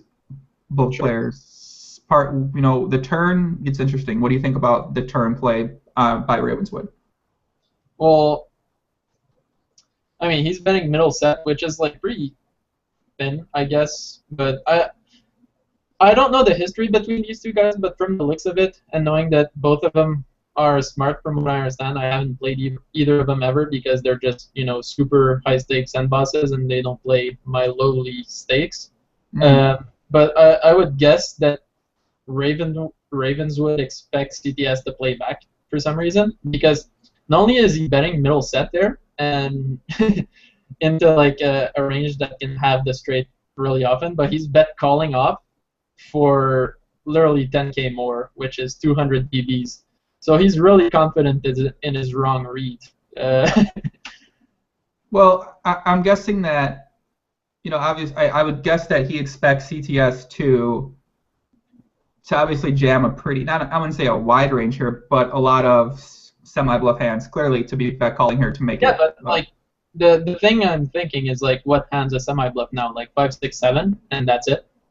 Like, well, you know, a semi bluff with like a queen X with potential overpair, like a king 10 X type of hand, or maybe turn diamonds, like a turn combo draw with a pair. that's still pretty narrow. I mean, like 9-10 is clearly there. Like if you I'm saying that's what he obviously thinks that's what his CTS's range is going to be, a lot wider than a set straight. Ravenswood is clearly really, really, really confident in the read that CTS is playing back at him, and he's wrong this time, I guess. I don't know if that's supposed to be like the right play to just spew off 200 BBs with like a marginal hand when the nuts comes in. But well, that's interesting because that, like, CTS is, you know, calling bullshit on his flop check raise, and that he's just gonna try to play back any way possible on the turn apparently. Well, you actually had the same read as a high stakes thread guy who said he's assuming Ravens isn't a regular. He's basically saying Ravenswood made a pretty fishy play here on the turn where he bet called it off. So, and the river was a 4, so CTS did win the hand. He won a $27,000 pot here. Ravenswood is almost dead, right? He has 1-8 and like a gut shot. So right. He has 5 outs. He has like 10% there. It's like 90-10. Should we PPT this to break it down? No, let's not do that. Let's not pull Pro Poker Tools out and break down some ranges here to decide if we think Ravenswood play is smart. But I don't want to say it. Let's get into the next hand. So this hand, we're gonna show some of these a little bit smaller stakes hands, but they are by some beloved friends of the podcast who yes, definitely enjoy the podcast, and I'd like to show them a little bit of love and feature some hands. But this hand might not be a good feature. So it's by Eskimo Sickness, who is obviously he's at 25,000 post on 2+2. He's a Super Nova Elite multiple times. I think his screen name, I don't think it's a secret, so I'm pretty sure I can say it, but I can't actually remember what it is right now. Me either. I can remember what his avatar is from a long time ago, but he plays a lot of 100 PLO, so 50-cent dollar, and also 1-2, I believe. Yeah, he's been playing 100 PLO since forever. Like, literally forever. Since before I even thought that poker was a thing, he was playing 100 PLO, and in 6 years he's going to be playing 100 PLO if the trend continues. Because well, I don't know if you see who the regulars are at the 100 and 200, the 1-2 and the 50-cent dollar games, but a lot of those guys have been playing those stakes for a very long time. So I mean, on one hand, it's like, you know, why don't you move up? But at the same time, it's not like an uncommon thing. I mean, mid stakes is hard, you know, and if someone can still be making a living playing these stakes and not losing money, I mean, if they're still making some money and able to play for a living, I think that's still an achievement. I mean, I think there's a lot of people who'd like to be able to be playing. For sure, it's definitely an achievement, and they're like making an accountant's salary, I'm sure, playing 100 PLO or something. Yeah. But I don't know. Why don't you move up? Is my thought line. Like, well, you don't mean poker to be like mediocre or like okay, and I don't mean mediocre as like bad. Mediocre means like, you know, medium. You know, you go into poker hoping to be the best. You don't go into poker hoping to be in the middle. And like staying at 100 below for like 10 years is just like shooting, you know, for the clouds when you can shoot for the sun. So obviously you bring up a really good point. I mean, you bring up a good topic. I don't necessarily know if I agree with your point, but you know, on one hand, obviously you should have the mindset where you want to be the best or you want to be at the high stakes, so you want to be there. But also at the same time, you know, you kind of have to be realistic sometimes in that some people just don't have the work ethic to get there, whether it's putting in the hours or putting in the hours away from the table or actually actively playing. So some people choose to then, you know, maybe they set a goal of like being able to make a living playing poker. You know what I mean? Like, you know, I think in a perfect world, obviously, you'd like to have that mindset. But at the same time, you know, I understand why some people are content or embrace just being able to play for a living. You know what I mean? I wouldn't be able to live with that, and I think you can't, like, it's hard to be happy doing that because you're aiming to stagnate in your life. You know, like, his aim is to stagnate at 100 PLO until, like, the bots come in and the poker apocalypse comes. You know, the legendary poker apocalypse. Like, he's aiming to stay at 100 PLO, like, forever until that comes and it's, like, no longer possible, which may or may not happen. Who knows? Mm-hmm. Whereas, like, for me, like, life is about moving forward until you die. You know, that's how it goes. Like, you just move forward, and then at some point you die and it's over. But, like, you don't stagnate. For me, like, you gotta be a river, not a lake. well, there you go, guys. Words to live by. Some definitely some. I mean, I kind of agree with. I do agree in a way with your viewpoint on there. That's kind of what the approach I took my whole entire poker career. I never just kind of settled for. Yeah. Well, you can. I actually made the. Yeah, we never plugged my blog. I have a blog on Nutblocker, and I talk about a bunch of random stuff. Your blog's awesome. What's that noise coming on again? Oh my God! I think they might be mowing the lawn right now. My gardeners might be out there mowing the lawn. It's okay. Okay. Must be But yeah, I have a blog where I talk about just a bunch of random shit. You know, it's usually I try to be smart about it and like teach people something when they read what I'm writing. And some of it was about happiness, and that like, you know, your happiness is not like where you are, but like where you're going. And it's the same thing, like, you know, one of the population of people which has one of the highest suicide rates is lottery winners, if you didn't know. And it's because, like, you know, this is like your life graph. You know, most people, it's something like this, you know, slowly going up, right? And if you're a lottery winner, your life graph is like this, and then that. And then once you're here, you can go nowhere but down, unless you're really smart and know what to do with your few $1 million, right?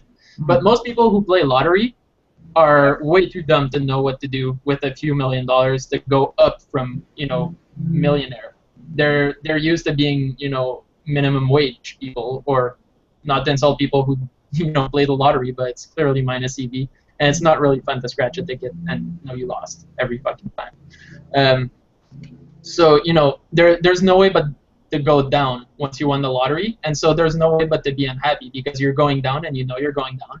So, like, you might buy a Ferrari, and then you're like, well, you know, that didn't make me happy after, like, 3 hours. And then you might buy a big house and go like, oh, well, that didn't make me happy. And then you just kind of spend and spend, and then you're like, wow, fuck. And you actually kill yourself, apparently, a really high percentage of the time. So, yeah, so, like, the theory I put forth in my blog post is that, like, how happy you are is not, like, where you are, but where you're going. So, like, a med student is happier than, like, an accountant who's been an accountant for 20 years.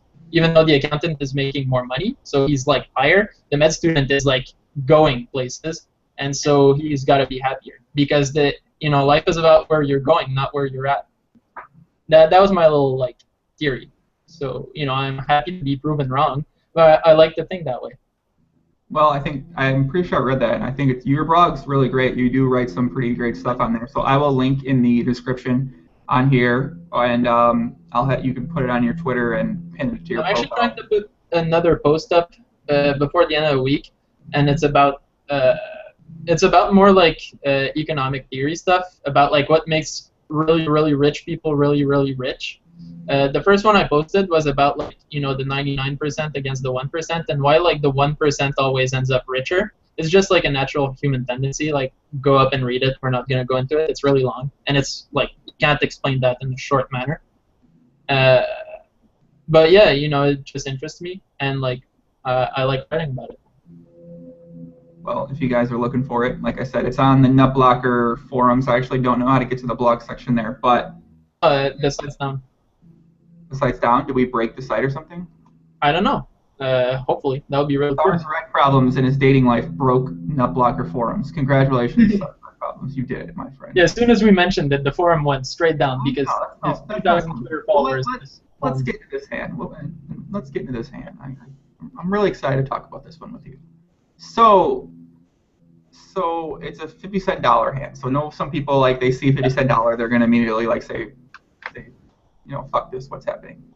But don't say that quite yet. So it says no limit Omaha. I don't know. He obviously changed the hand history here. So, or he changed the converter how it put it in. But so it's a hand at 50-cent $1 that they're between him and the villain. They're 100 big blinds deep. So he posts a hand. He has ace, queen, 7, and so what happens is the button min raises, who's a 48 big blind stack. He 3-bets with ace, queen, 7 with ace, queen of clubs. The big blind overcalls, who they're both 107 big blinds deep, and the button calls. So he's got ace, queen, 7 with ace, queen of clubs, 3-way to the flop. The flop comes king 4-2 with 2 spades. So he has the nut flush blocker. He's got ace of spades. So king 4-2. he decides to not c-bet. So he checks, the big blind checks. The button who starts off with 48 big blinds, he goes ahead and pots. So essentially, putting himself all in. Our hero in the hand, Eskimo, decides to check min raise here, I guess intending to fold if the big blind goes all in. So the button pots 21. He check min raises to $41, and the big blind goes all in for $100, so $60 more, about $50-some more, $59. Okay, so can I go over the hand? No, let's talk. I'm just gonna tell the hand through real quick. Sure. So the button calls all in, so he's all in for his $50. The other guy's all in for his 107 big blinds. And our hero, who committed $41 to the hand on the flop, $7 pre-flop, he goes ahead and folds here. So go ahead. Now you can go ahead. Okay, so first of all, I'm pretty sure Eskimo Sickness posted that to go like, oh, look at that fucking guy with the 9553 who won the huge spot. Like, he's a big fish, blah, blah, blah. But, like, I'm not really blaming Button. Like, he had 4 cards, so he played them on Button. And then he had, 3-point-something to 1 to call it a flop with 5-3. So he called. He's got a flush draw, and he's got an open-ended and a flush draw, yeah. But, like, Eskimo's play is, like, more interesting, I guess. Like, the guy who's cold calling probably doesn't hit King 4-2 all that much. Like, he probably has a bunch of one pair, like King Queen Jack 10 and stuff like that. But he like, rarely has King 4 or King 2 or 4-2. So I'm really happy with my overpair. And the other guy has 50 BBs. So, like, we're not folding against, how much does he have now? Like $41 into 21. It's like, against Button, our money is going in the middle, like, regardless of the line we take. And against BB, well, he happened in the top set, so good on him. He takes our money. But our money is going in the middle against BB. So regardless of what we're doing with aces, like, before I even check or bet, I'm just, like, kind of happy that I'm going to stack my fucking hand off for a lot of money. Apparently he goes for the check line, which I don't think I would agree with. I think I'd just bet stack off, but whatever. And then the BB checks, which is, well, okay, well, if Eskimo checks and the guy with top set checks, then clearly Button is like a known fish, and he's known for like automatically betting whenever people check them, because like both people are making a marginal play where they check hoping for one guy to bet instead of betting themselves. So I guess I kind of have to agree with Eskimo Sickness's line of checking if BB is also checking, because that kind of confirms the read that Eskimo is using. Let's not assume any. Let's not. Whatever. Just, go ahead. Keep going. No, I don't want to say that. Go ahead. Keep going. The guy's checking top set in the middle 3 ways, right? These guys have no fucking idea what they're doing. Okay, they just check top set. It's very possible. But I mean, I like to assume people are rational, right? I don't like to assume people are like, oh, he's playing 100 PLO, he doesn't know what he's doing. Like, people are smart at 100 PLO too. They're just like, they don't know all the things. Like, I'm saying sometimes people, I mean, obviously, like in a perfect world, I'd like to assume these guys are checking top set because he's got a very strong inkling that Button's going to just bet a lot of his range here. But at the same time, I'm not gonna give that assumption away without any reads from someone posting. Two stupidly rational players, though cold calling King 8-4 is questionable pre-flop. Two assumedly rational players are checking when they could have bet. So that gives me a really strong inkling, just looking at the hand, that Button is a spewfish that's going to automatically bet when he's checked to. So I agree with Eskimo's line of checking. That's my thought process, And I'm just, like, thoughts go in my head and they come out my mouth right now. Like, I'm not filtering anything. Right? I'm just talking. I can't make that assumption. I can't make the same assumption. That's what he was thinking. But go ahead. That's very fair of you, and I kind of agree. Okay, so yeah, we check, and as I stated before, we checked. We're stacking our money off, and so things happen, and we put our money in the middle, and we happen to lose, and that's it. Strat's over. So yeah, like in the hand, I got to put the hand away, but he ends up folding after he check min raises. So what do you think about that play? Wait, who folded? Everyone showed their hand. No, he folds. He folds the hand. You didn't see the hand. He folded. Wait, what happened? So he checked. Big blind checked with his top set. The fish bet pot for $20. Hero check min raises, and then BB comes over the top. right? And then button calls, and then he's getting some sort of he's got to call $60 to win 144, so he's getting 2.2 to 1. He needs like 33% equity against ranges which assumedly almost never have two pair. Well, maybe button, but who cares about button, right? He's in the side pot. No, he's in the main pot. I mean, not the big side pot. So, and button is BB is in the big side pot, like the big pot, because he's 100 BBs deep, and like top set is the only really like real hand he can have. But even then, like people usually 4-bet fold pocket kings pre-flop against the 3-bet, like when they're like cold. So I wouldn't assume he has many top sets, or king 4, king 2, or 4-2, and that like most of his really strong hands are like a king plus a flush draw, and that's about it. So I'd just happily stack off against him too. But he folds. He folds in the spot. Yeah, but you know he's been at 100 PLO for 10 years, so I guess that's how you do it. Well. Yeah. You broke down the hand. You broke down the hand much differently than I would have broke down that specific hand, right? That specific hand right there. That was a. That was strat for you guys, free. That was a. Yeah, Dirk Nowitzki's little brother is blowing my mind. Be a river, not a lake. Be a river, not a lake. Oh, that was the thing that just. By the way, I never read that. That just came out of my mouth. I don't know if it's a quote or something, but apparently you can quote me on it. So. Josh Player says, "Forget the hand histories. I want to learn how to be a river." So you might have some new fans out there, my friend. Oh, thanks. Hopefully they read my blog and stuff. I hope so. Like I said, we'll link it. It's on Nutblocker, and I'll also link it in the description for the video. All right, let's get into. Oh my God, Inception.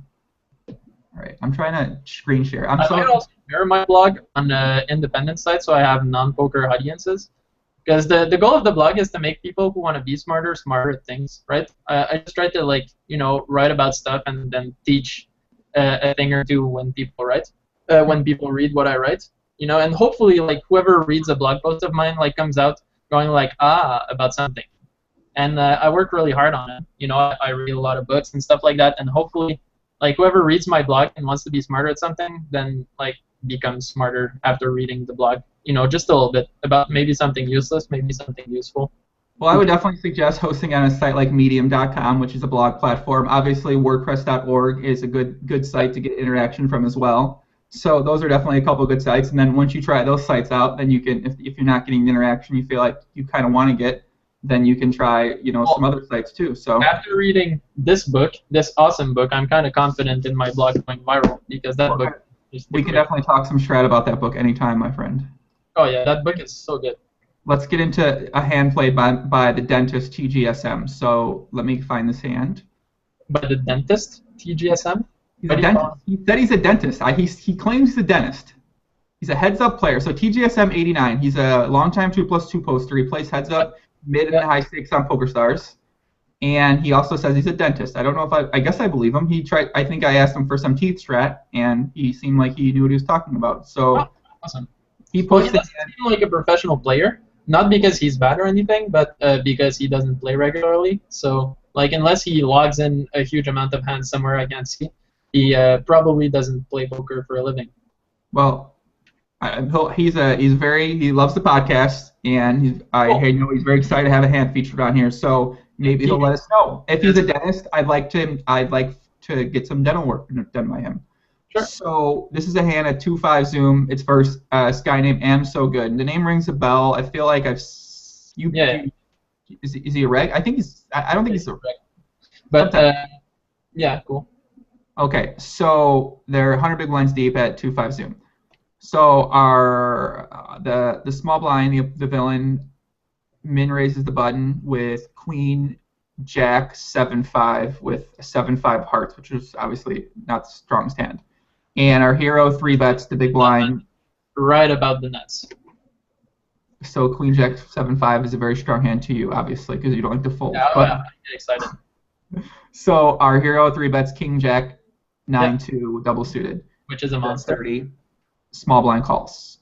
Yeah. The flop's Jack 9-4 with 3 diamonds. So hero flops top 2 pair, and villain flops the Queen of Diamonds blocker to the flush, and a top pair, and okay, that's it. Top pair and a blocker to Queen of Diamonds.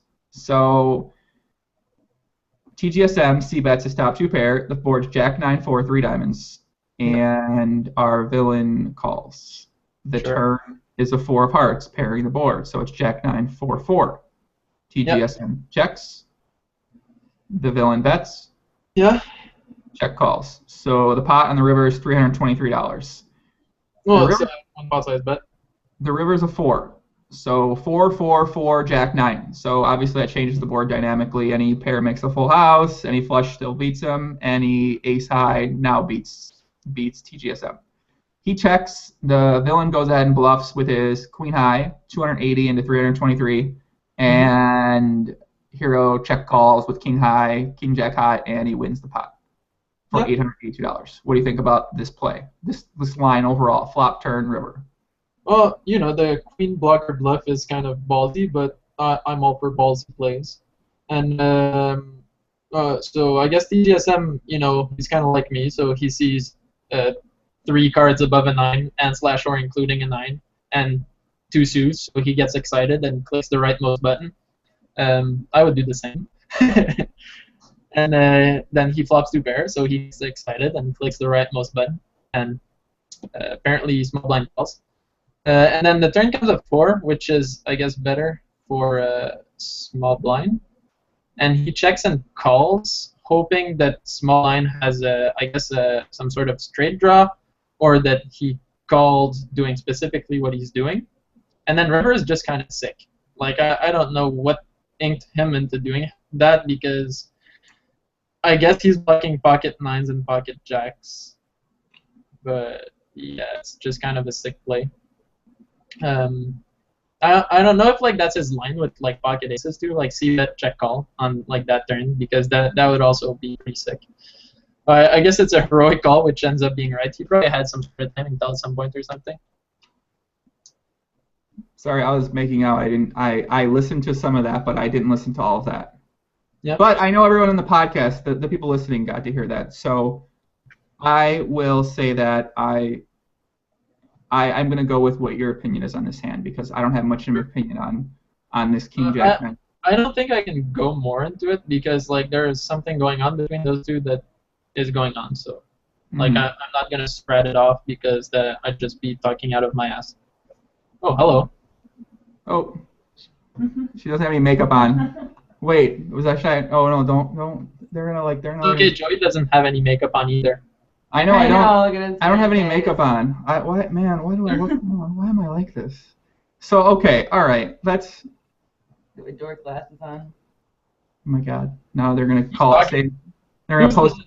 They're gonna post in the thread now. They're gonna post in the thread. Look at this girl without makeup on. I heard someone else than your girlfriend and slash or you.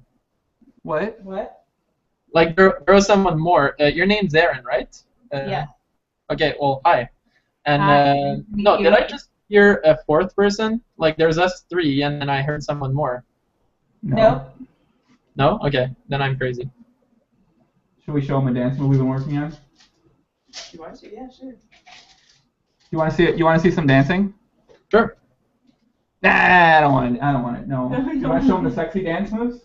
What dance moves? Can we show them that? Yeah, show them. Hold on. Okay, get here. Get right here. Get right here. Get right here. Oh, some spirit dancing. Get right here. Get right here. Okay. So we're gonna show them a dance move. Okay. So if we're out, let's pretend we're at a music festival right now. You're gonna show them how to dance around a girl. I'm gonna show people how to dance. I'm gonna show them how to dance around a girl with the spirit hood, right? So this is what you do. You get on them like this. Never mind. Just get out of here. Go home. All right. Go away. All right. Whatever. It was nice meeting you. But Matt, Aaron likes you. She said you're very. Yeah, talk French to him. Oh. What? J'ai entendu que vous parlez français. Ouais, je suis français. Je crois. I am French, yes. Maybe I speak French too fast. No, I speak French. Hi, bonjour. Hi, bonjour. I have no one to speak French with, so when Joe told me you speak French, I was really excited. Yeah, I'm French Canadian. Speak French with him? What? I don't know what's happening, guys. Didn't you say he could speak French? He's French, and you just fucking hear him talk French? Well, yeah, but you said. Yeah, can't you hear my accent? I've got a significant French Canadian accent when I speak English. Well, maybe not like I don't speak the English with the big French Canadian accent, but like I've got a French Canadian accent when I speak. It's not like I'm not like some sort of French Canadian redneck, but yeah. Oh, well, that's awesome. I minored in French in college, so Really? I speak a little French, but I have no one to speak French with. But when you go to America, it's more like literature, right?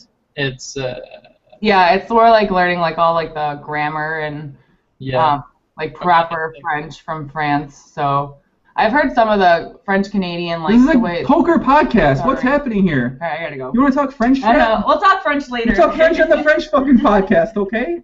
We'll talk all the French strat you want, okay? Okay, French All right. strat. We'll talk French strat. You want to talk French strat? No. We'll talk French Have fun with strat. your poker strategy. You want to take over? I gotta go to the bathroom. I can't. for you people, it's that don't try to learn to write French because it's incredibly hard. Like writing English is a total joke, but like writing French is just incredibly hard.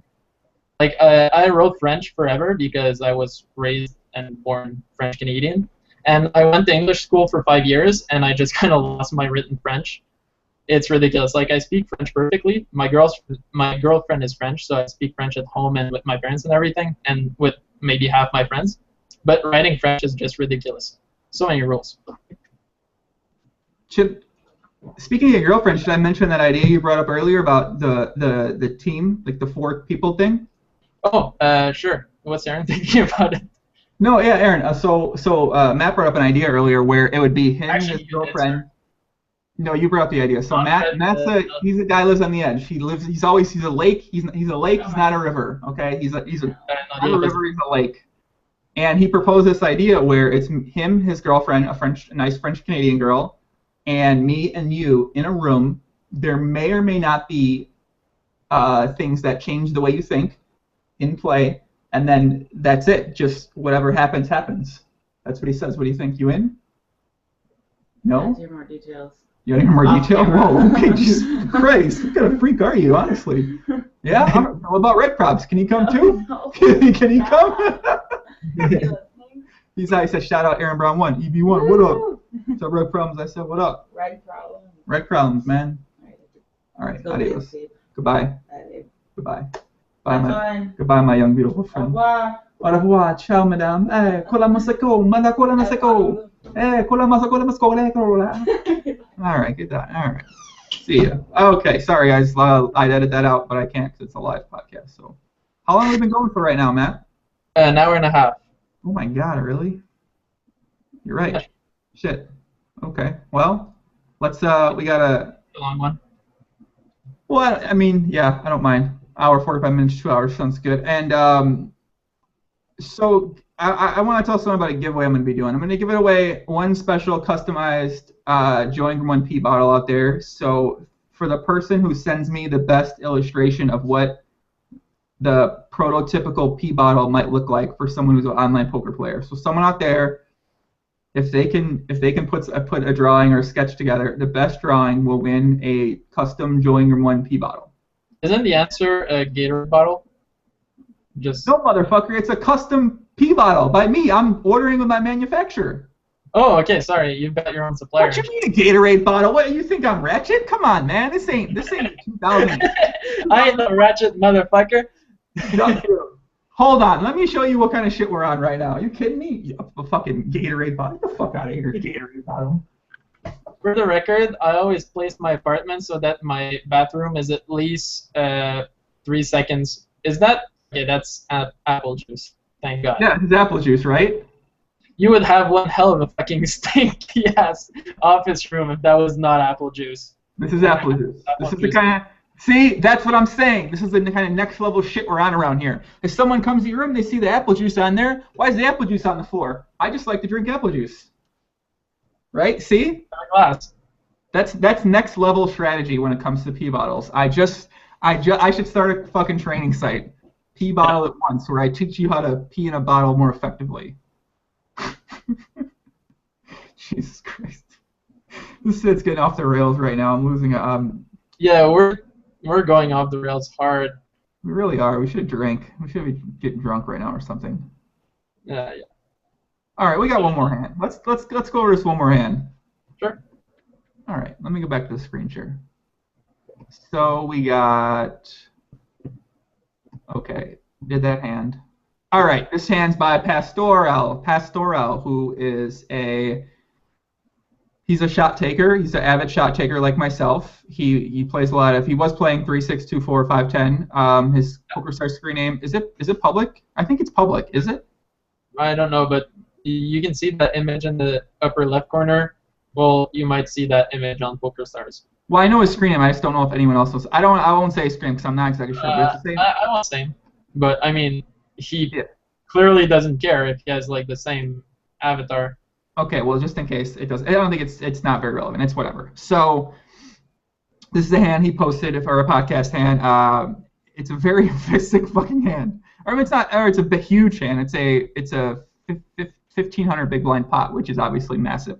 So it's once again at $57 deep tables. There's 762 big blinds deep, which is just massively. So you went from playing 600 PLO to playing 600 PLO with 50-cent $1 blinds instead. Well, I think he was like he plays like deep tables, and he was playing. I think he was moved up after this, and then he just cashed out most of his money, I believe. So he said this hand was against a 45-36 with 38% 3-bet, which obviously it means the guy's aggressive as fuck. Yep. And he also sent me this message that said, Dylan has been splashing about rather aggro pre. A decent chunk of his stack had come from me. He 3-bets from the big blind with 9-9-5-6 versus my small blind, that's fine. Got it in a flush. Okay. He made some large raise folds, repping thin on dynamic boards against nits, but hadn't needed to play back at me much, seeming to always have something and checking it back with air. So I guess that tells my only thought with the hand in question was to induce, get it in. I didn't want to try to check raise due to his lack of commitment to bluffs against me, and I just wanted fat value. Okay, cool. All right, that kind of tells a little bit about the villain.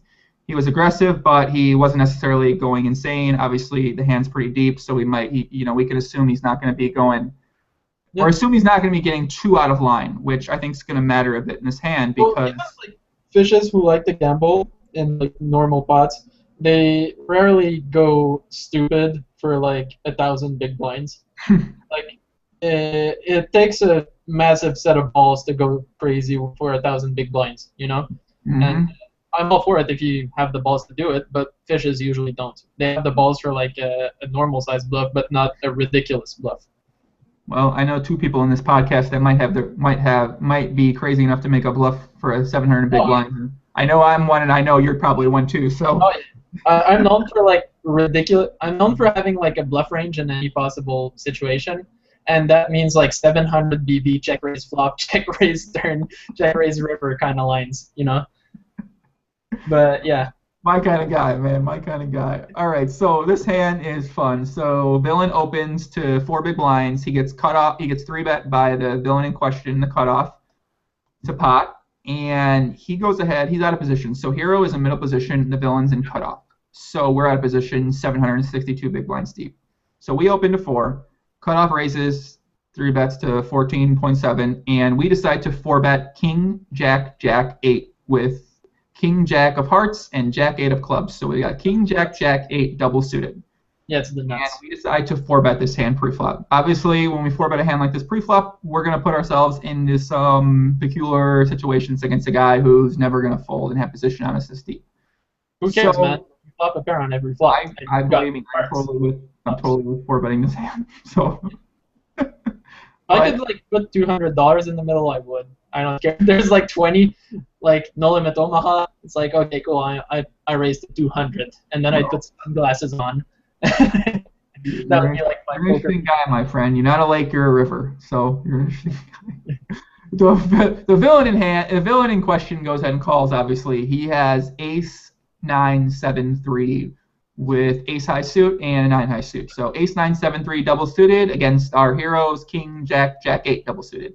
Yeah. The flop is interesting. It is Jack 10 8 with 2 hearts. So we flop top set with King high flush draw, but the board's 10 Jack 8. So 2 straight possibilities. Yeah. And our villain in question flops the bottom end of the straight with no blockers to anything else and a backdoor trick draw, which isn't relevant because he has a straight. So he has ace 7 9 3, and the board's 10 jack 8. So we decide to see bet here, 52. We make a weird size. We bet half pot, 52 into about 100. Yeah. And villain slow plays, calls. Turn 4 diamonds, brings backdoor diamonds. No one has backdoor diamonds. So we got 10 jack 8 4. We have top set with a king high flush draw. Our villain has the second nut straight. Once again, go ahead and bet 148 into 200, and our villain now decides to pot, essentially committing himself all in for about 660 more, and we bet call it off. What do you think? I think it's an interesting spot, very interesting spot actually. What do you think about the flop sizing? Let's start there. The flop sizing, he bets 52 into 96. Your thoughts? Off the top of my head, I have a hard time thinking. If he bet 52 on the flop, that means there's 200 on the turn, and they have, but like 660. 660 effective on the turn, correct. And then he bets 150 on the turn, so that means that there's going to be 500, and they're going to have 500. So he's some sort of like bet sizing genius, this Pastoral guy, because he's setting up exactly one pot size bet for the river. But I don't think that's cool because the guy's a fish and he doesn't like the fold flop, so I just bomb flop instead of like going for the mathematical 3-street pot size bet river sizing thing. Mm-hmm. But clearly he thought about it, or like he thought about doing a 3-street thing where he has exactly one pot size bet on the river, but this is not the case for it, sir. Just like bomb. So hypothetically, if we pot the flop and our villain goes all in, this is a hand we should be comfortably bet calling off. I think you mean I would be doing some sort of celebratory dance and get the money in. Okay, so obviously the turn then we do decide to bet get it on the turn. Do you think that's obviously at any point in time you're very excited to get this hand all in against set a villain, correct? Yeah, I'm just kind of like smiling.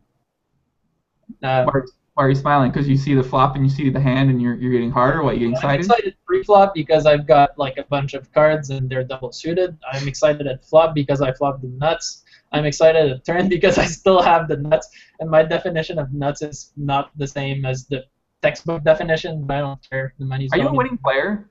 What, me? Yeah. Yes. I mean, just because you're posting 2+ doesn't mean you're a winning player. You said you lost to George, Twin Caracas. Yeah, I did, and I would love a rematch. You lost to LaForte? Yeah, and I wouldn't love a rematch. I'll only play him if I really, really don't have anything else going on. So, can you show me? You have a graph? Can you show me a graph real quick? I don't know if I. Well, I had my graph up for a while, but yeah, I'm a significant winner over the last, a few 100,000 hands. I don't know how to put it. Are you questioning my ability? What do you think? Heads up for rolls? What do you think? Sure.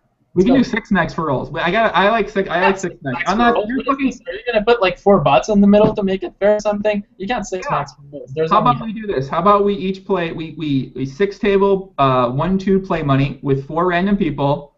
And never mind. I'm nope, joking. It's not gonna work. Okay. How about this? Yep. I got nothing actually. Let me think about that more. No.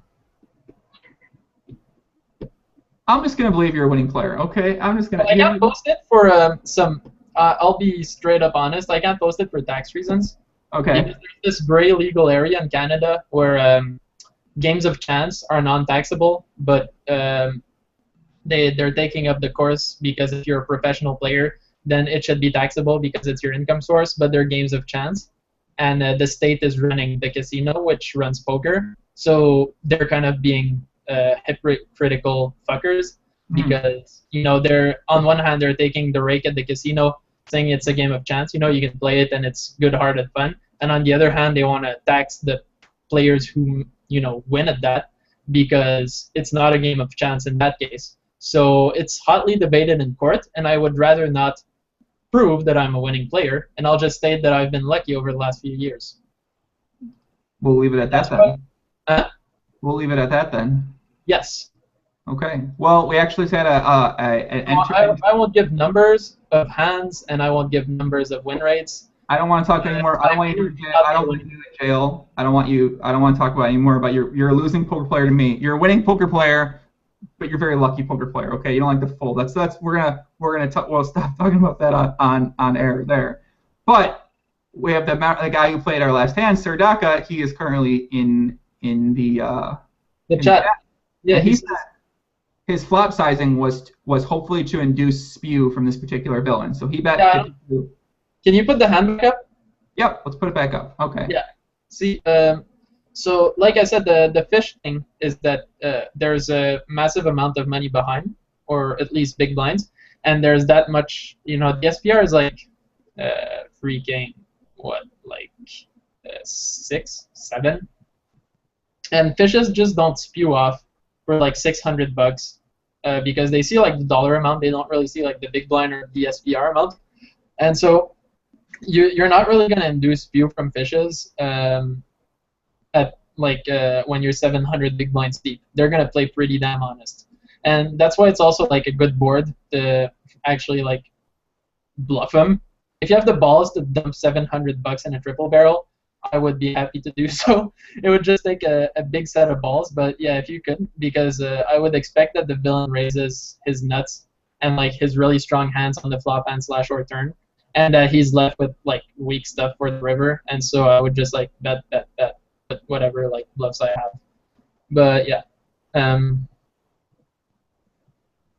yeah, but I don't think you can question me on being a winning player because I like to get it in with top set plus a flush draw plus, a backdoor quads draw with the 8. Okay, I'm not sure if you are aware of this, but I literally troll constantly all the time. Everything I talk about these hands is I'm trolling, and all the things I post on 2+2 I'm trolling, and I'm trolling all the time essentially. So when I say you're not a winning player, I'm just fucking with you. I'm sure I have a very strong opinion. I'm pretty sure you're a winning player, and I don't want you to take that seriously. See, sometimes people take these things I say seriously, and I mean, I guess I'm serious occasionally, but what the hell happened to my hair, man? Fuck. Yo, we gotta end the pot. Hair emergency. We gotta end it. Put the fucking spirit head back on here. Hold on. Sorry, Napsis. We're swearing a bit in this podcast. We tried to not swear a lot, but Napsis is a nit. Like I'm still slouching in my chair and swearing like a French sailor, and he commented on that for the first podcast, saying that sit up, young man, and talk normal. And apparently that's just not me. Like, hello, Napsis. Let's talk. This is a more low-key kind of cat. I mean, obviously I'm wearing a half spirit hood. We're making out with people. There's a dog running around. We got a advanced. My dog is still there. Look, it's he's actually just chilling down there. Wow, what a fun dog you got there, buddy. What? What a fun dog you got there. Well, no, actually, he's an Australian Shepherd. They're one of the most energetic breeds of dogs that exist, but he's just chilling because he learned to not fuck with me when I'm at the computer because I'm usually working. So when I'm at the computer, he chills. Because, if he comes and annoys me, like nothing happens. I'm not going to slap him or anything, but I'm not going to give him love. Like, Jay. Yeah. Well, okay. Well, Sir Daka said, I think you answered this question. He said, so are you checking the turn? And obviously you're betting big on flop, betting big on the turn. Yeah. Okay. Correct. All right, good. Just wanted to make sure. I was pretty sure you were advocating going. Anything that doesn't involve the leftmost button and that gets the most amount of chips in the middle is fine by me. How are your videos on card runners? What are they like? Do you just like? Do you never? What are they about? Like what's your? Like, I'm not lost for words. I don't know. Like, tell me about them. So basically, what we do is that we erase the fold button, and then they set me loose in the streets. And I just go and kind of hustle, And it's like the no fold button hustler. And there I go, just clicking the rightmost button, and people just let me fold, and then they let me win forever. And then whenever they have a bluff, I do a 6-hole raid and I call, and then that's when I use the middle button, and then that's just how it is. Well, I guess that answers my question. Someone says Someone said in the live stream, Josh Player says epic Joey GIFage in the Nutblocker thread. And I just want to let people know that I'm not only known for my podcast and for my ability to play very long sessions, but I'm also known for my ability to post excellent I call them GIFs or GIFs. People call them GIFs. I don't call them that. I call them GIFs. I was also known for that. I don't know what happened. I kind of fell out of it because you gotta get back in it. I used to be a GIF master too on hands. Like I've had GIFs that had literally 2 pages of like, like awesome GIF, but that was like 2 years ago, and I just kind of gave up. Like, well, what I started doing is I started tweeting out different sayings with some GIF. I'm calling them GIF. I don't care what the fuck you guys. Sorry, I swore again. Naps. I don't know if it's GIF or GIF. I'm calling it GIF. I put a quarter every time one of us swears. We put a quarter in the jar. So I've been tweeting out some GIFs lately, and I don't post them as much on 2+2, but I'm gonna start. And my training site GIF at once, where me, 2+2 username Master Aces, we're gonna be the coaches, and we were gonna try to teach you guys how to post a proper GIF for hand history, for reply. And the goal when you post one is you want it to be layers deep. You want there to be an immediate layer that means something that people can obviously see. You want there to be a secondary layer or something else going on where it's like a hidden type of meaning, and then you want a third layer. When you get really good, you can get 3-layer GIFs to a response or to a hand or to a moment. And your GIFs are kind of like The Godfather, you know? It's like you can watch it like 4 times, and then you always learn a bit more about what's going on, right? Like, that's what I aim for. Yes. It's funny you do mention. And for the record, I watched The Godfather like 3 times, and I still don't get a bunch of things. I understand they want to kill each other because they're Italian mobsters, and that, money, and that, offer he can't refuse. But I'm just going like, he's gonna shoot him. Like that's how that's how I see it. Well, I don't want to admit this, but I've never actually seen The Godfather, so I don't even have a comment. I can't reply to that. Yeah, it's long and complicated. So someone made a comment where I just wonder. I don't think I said this time. If sometimes people are at different points of the live stream, you can actually go back in the replayer and go back to the beginning. You might not be watching it live unless the red button's on live. So for future reference to anyone, that's kind of how it's set up. And someone asked, "What's your secret to play long sessions?" I can only play like 300 to 500 hand sessions. Heads up. Well, my secret to play long sessions is that I'm a machine and I'm a bot, and I think it's just about. I think it's all about. That's a great question. Do you play long sessions? No, I usually play short, intense sessions. Kind of like the same thing I work out. It's like when I log on, I'm like, boom, let's go, let's play. A lot of heads-up regs log on and they sit and they wait for bumps. When I log on, I start like sitting tables, and then like immediately, if nothing goes on, I just start harassing people trying to get to play. And then I try to get as many tables going, and then usually like I'm 4 tabling heads up or 5 tabling heads up for like 3 hours, and then I take a break, maybe lunch, a nap, walk the dog, whatever, cool off from poker for a bit, and then once I'm fresh again, I do maybe another 3-hour intense session, and then that's my day. But like I'm not like 1 tabling heads up. I'm usually like 2 to 5 or 6 tabling. Yeah, I mean, obviously, when you're doing that many hands, the situations are intense. The swings are definitely swingy. So, it probably is best that you would limit your sessions to like. And heads up, it's easy with like the whole ego thing to stay stuck on like playing someone, and it definitely happened to me. And that's like one of the leaks I still sometimes find myself having, like once every few months. It's that I play someone who I think I have an edge, and then he's up, and then I'm like, fuck you, I'm better than you, so I'm going to keep playing you. And then he's not playing bad because he's up, so he's not like playing awful or anything that justifies me playing like super long. And then I end up playing like a 7-hour session against someone who's not that bad. Or I play against someone who's like clearly really good or even better than me, and I go like, fuck you, I'm going to find a way to beat you, and I end up playing like a 6-hour session against someone who's really, really good. Mm-hmm. So if I wanted to play a 10-hour session with you, you'd play me? Heads up? Yeah. For sure. Okay. I'll book you. So me and you, a 10-hour session. Our first Friday night fight, me, you, play a 10-hour session. Will you play on one of the untracked Euro sites with me, though? iPoker or what, MPN? What do you want? Whatever one's fine. You can play any. Are you on both of them? I don't know. I don't know. Are you on both of them? Are you in both of them? Huh? I don't know. Can you play on Bovada? Do you have access in Canada? Yeah, but you need like Western Union to deposit, which is ridiculous because Western Union is a relic from the 80s that no one should ever use because their fees are just insane. And Well, I can just take my Visa and deposit. So like, or Entropay. I don't know if I can use Entropay to deposit there. I wanted to get onto Bovada recently, but I haven't been able to because their deposit limitations are ridiculous. Wait, can we chip dump? Is that legal? One of us might have a lot of money on Bovada. No, chip dumping is definitely not legal and not something that we will do because that's frowned upon. I'm kidding.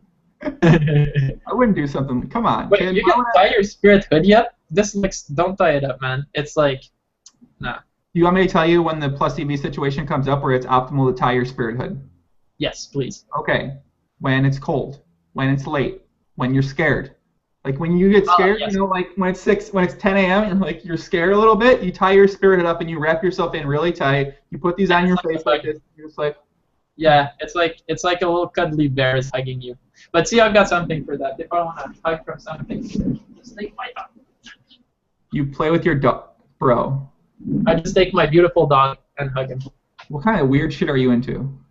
Dude, no. This dog is awesome, okay? There's no questioning the awesomeness of Jay. This is Jay. Jake from State Farm? No, J-A-Y, not J-A-K-E. Joey, no strat. Where can I get a wolf spirit head like yours? Well, you can get a dog like Matt has. Where do you get a dog like yours from? Breeder. This breed is not to be fucked around because there's a bunch of bad breeders. And I don't know if you know, but for pure breed dogs, it's actually tough because inbreeding concerns, you know, like you can get fucked up dogs because keep a pure breed pure. So you gotta, you know, actually shop around and find a good breeder. Well, I'm going shopping for a dog. If someone asks where I get a spirit hood like mine, you can order it. You can Google spirit hood. There's an official website. You can get one. I recommend if you like to hang out with girls, you get a spirit hood. If you like to hang out with a woman, if you have a girlfriend, if you have a woman, if you might one day want to be with a woman, I recommend getting a spirit hood. It's an amazing thing to have. And if you meet a girl who doesn't like your spirit hood, you leave your girl. You get a new girlfriend. You find a new girl because spirit hoods are amazing. And if you don't like a spirit hood, then we don't like you. Do you know what the significance of the Darth Vader poster is in the back? It says, "Your Empire needs you." Do you know what the significance of that is? No, please tell me. The significance of that is that I recently had posted an image that was made for me by my very creative girlfriend that was featuring Darth Vader holding his hand out that said, join me on the dark side, referring to PLO being the dark side. Chicago Joey PLO podcast. So I then decided that this Darth Vader post was optimal because your empire needs you. And what's that saying out there is that, guys, if you're watching this podcast and you aren't playing PLO, we need you. We need you to start playing PLO. That's what our empire is. Potlib in Omaha, and we is me, Matt, and everyone else. Lafort, Caramont. You played PLO for a bit. What'd you say? Even WCG joined the PLO army for a bit. Oh yeah, even WCG Ryder came about. He said he played Ru KO and he said Ru KO was pretty bad, and he also said that Odd Odson was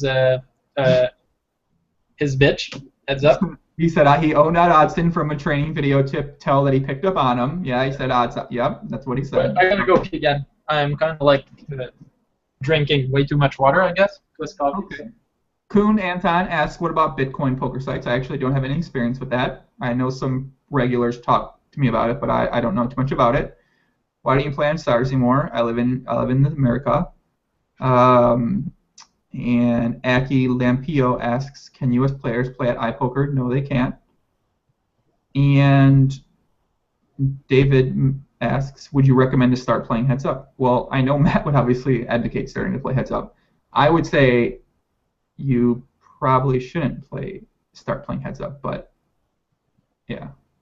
Red Problem says, I remember the exact day you got that Spirit Hood. You got colored contacts as well when you bought it. Yes, I did. Colored contacts are awesome as fuck, except they hurt your eyes and they make them water and stuff like that. And Sarah DiMaggio on Twitter says, the volume doesn't work on my computer. I don't know what you're saying, but you look so cute in your spirit hood. Thank you, Sarah. Even though I think you might have seen me in my spirit hood in Chicago one time at EDC. Steve says, pee bottles, monthly sex challenges, French-speaking girlfriends. This podcast. What? I'm just reading some Twitter comments and some YouTube comments people said. Okay.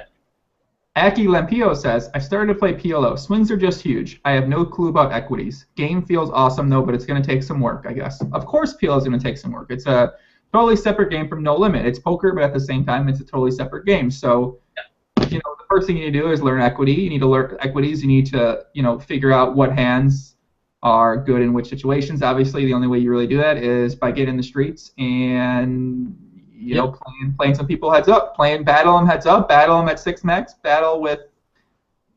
I got nothing. Aki, if you want to sweat, message me on Twitter. I'll sweat you anytime. No, actually, if you want to play the game, I'd recommend starting heads up because starting 6 max is just too many things at once. If you start heads up, it's going to be super uncomfortable because you're going to, you know, have the same things over and over, and you're going to think you're doing them wrong, and you probably are, but you're facing the same situations over and over, and you're going to learn faster heads up. Whereas in 6 max, like, the same situations never come up again. So. Well, actually, that's a great point. That's a really great point. I mean, I would advocate not starting heads up to avoid those situations, but you're saying hop in the fire and just get yourself into a bunch of those situations. Oh, you gotta get in the streets, man. If you don't get in the streets and get dirty, then you're not doing anything right. Yeah. Greg Problem says, should he start asking about ladies? Do we want to talk about any lady strat in this episode, or are we going to wrap it up? What do you think? Star Trek Problems had questions about that. Yeah, should we talk about this, or what do you think? Sure. Dude, I talk about anything. You probably know me by now. I know. Like 4 hours. Like, you know, I'm wide open. Joe, where do you order most of your tank tops? I go to the store and buy them. That's a good question, though. But I go to the store. I like shopping at stores. I've lived all around. Is this casual tank top store you went to? The little breast pockets? Well, I don't know where I got this one from, but I've been all around the world, and I've shopped at all different places. I always get tank tops, and they're all in my closet. My closet's full of tank tops, so I have a lot of selection, basically, to choose from. I have a lot of t-shirts and polos, but no tank tops. My only tank tops are like the dirty wife beaters. You know, like the white unnamed tank tops. Mm-hmm. They're called wife beaters, I guess, over here. But you know, it's because that's what the redneck scumbags wear when they have like barbecue sauce stains on them and they beat their wife because they're scumbags. Okay, bro. Whoa, you're firing shots a lot today on people, man. No, really I'm firing shots at redneck scumbags that beat their wives. They deserve shots at, and I fired shots at Strati because he has a seating script that makes recreational players feel targeted. So, I fire shots, but I'm not like, you know, spraying and praying. This is targeted shots. Okay, well let's talk some women's strat, and then we're gonna wrap this episode up. So reg problems. So for Star's reg problem, his I feel like I'm giving a lot of airtime this week, but he's the kind of guy who, when he meets a girl, he immediately falls in love with them right away. He's always like, this might be my new girlfriend. This might be Miss X Star's reg problems. This could be my future wife, Miss Star's reg problems. So he's that type of person. So obviously, I think you probably know people like that, or you've been familiar with a situation like that. Oh, sure. And I've been that guy before too. Him to get out of that mindset. Just don't. Like, start dating more women and click the next button fast. Like, you know, he talked on Twitter, like, asking some questions because he wanted some women's strat on the podcast, and he was saying, like, what should be my line for, like, the first date with this girl? I've been texting a lot because I don't want to fuck it up. And to me, it's like, what? Like, you haven't even been on one date with the girl and you don't want to fuck it up? Like, what? Whoa, stop right there. You know, he's clearly, like, what I think is going on is that he's getting attached to girls too fast. And I don't know why that is. That's up to him to find out. But that's clearly his league.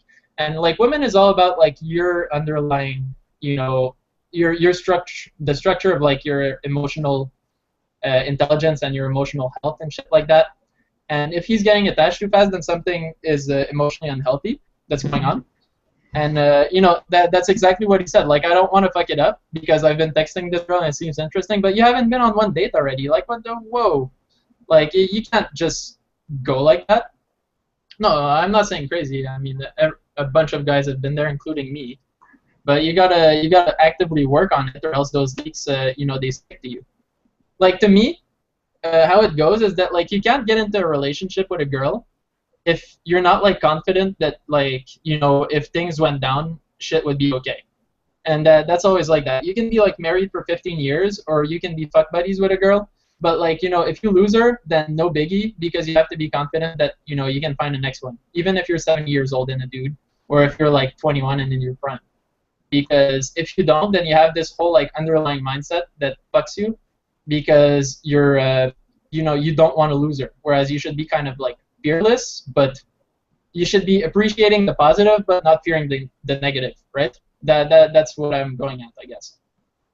And this is all really abstract, but what I'm saying is that if you're going on a first date with a girl, then fucking be aggro. Like, really aggro. You're probably not aggro enough, Star Trek problems on your first date. Like, you've been texting the girl a lot, you should probably be pulling some moves within the first, like, minute of meeting her on the first date.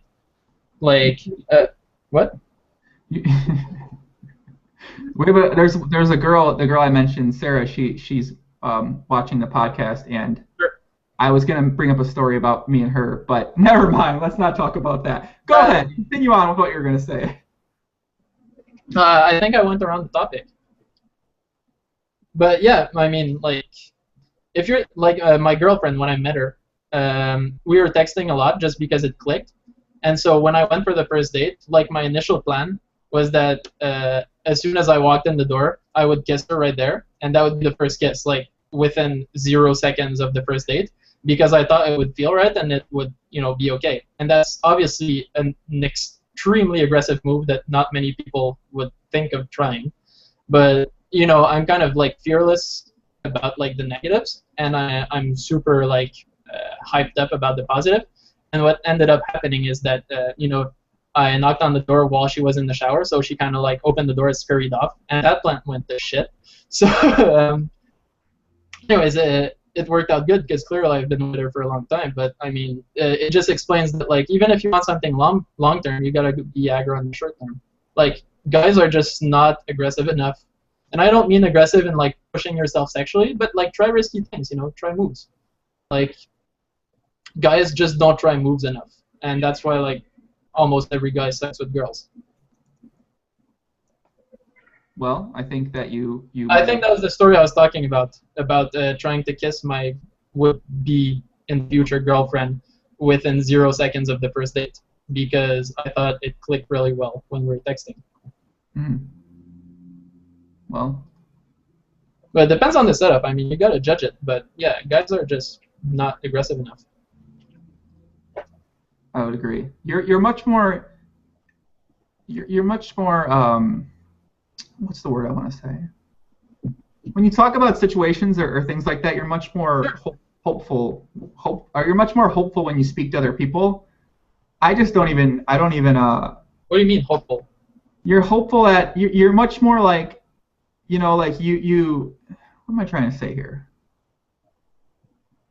Like, when he asked me that, when he asked me these questions, like, at first I would give some, like, you know, responses, but at the same time, like, people that are asking these questions, for the most part, they're like, what I tell them, they're not gonna get or understand anyway. So I just don't, like, I don't say it. You know what I mean? Whereas you are, like, a hopeful person. You will recommend the idea. Like, it's obviously a great idea, and you will recommend it, but I think I've gotten old now, so when, like, I don't even talk about the idea. I'm just like, why say the idea sometimes? So. Yeah, but you know what? Like, for rec problems, I'm gonna tell them, like, do that actually.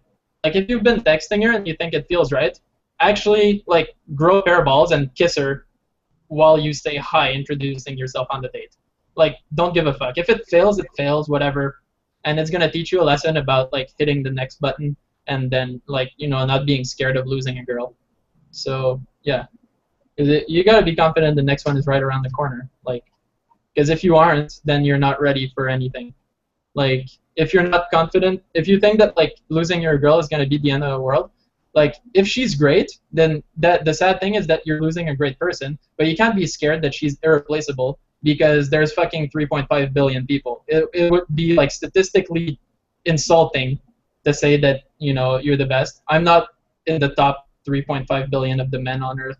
And like it's just like it's right, and like the relationship is awesome and it's fun, and you don't want to lose that. But it's not like nothing's irreplaceable in that sense. So like you can't be scared of fucking it up.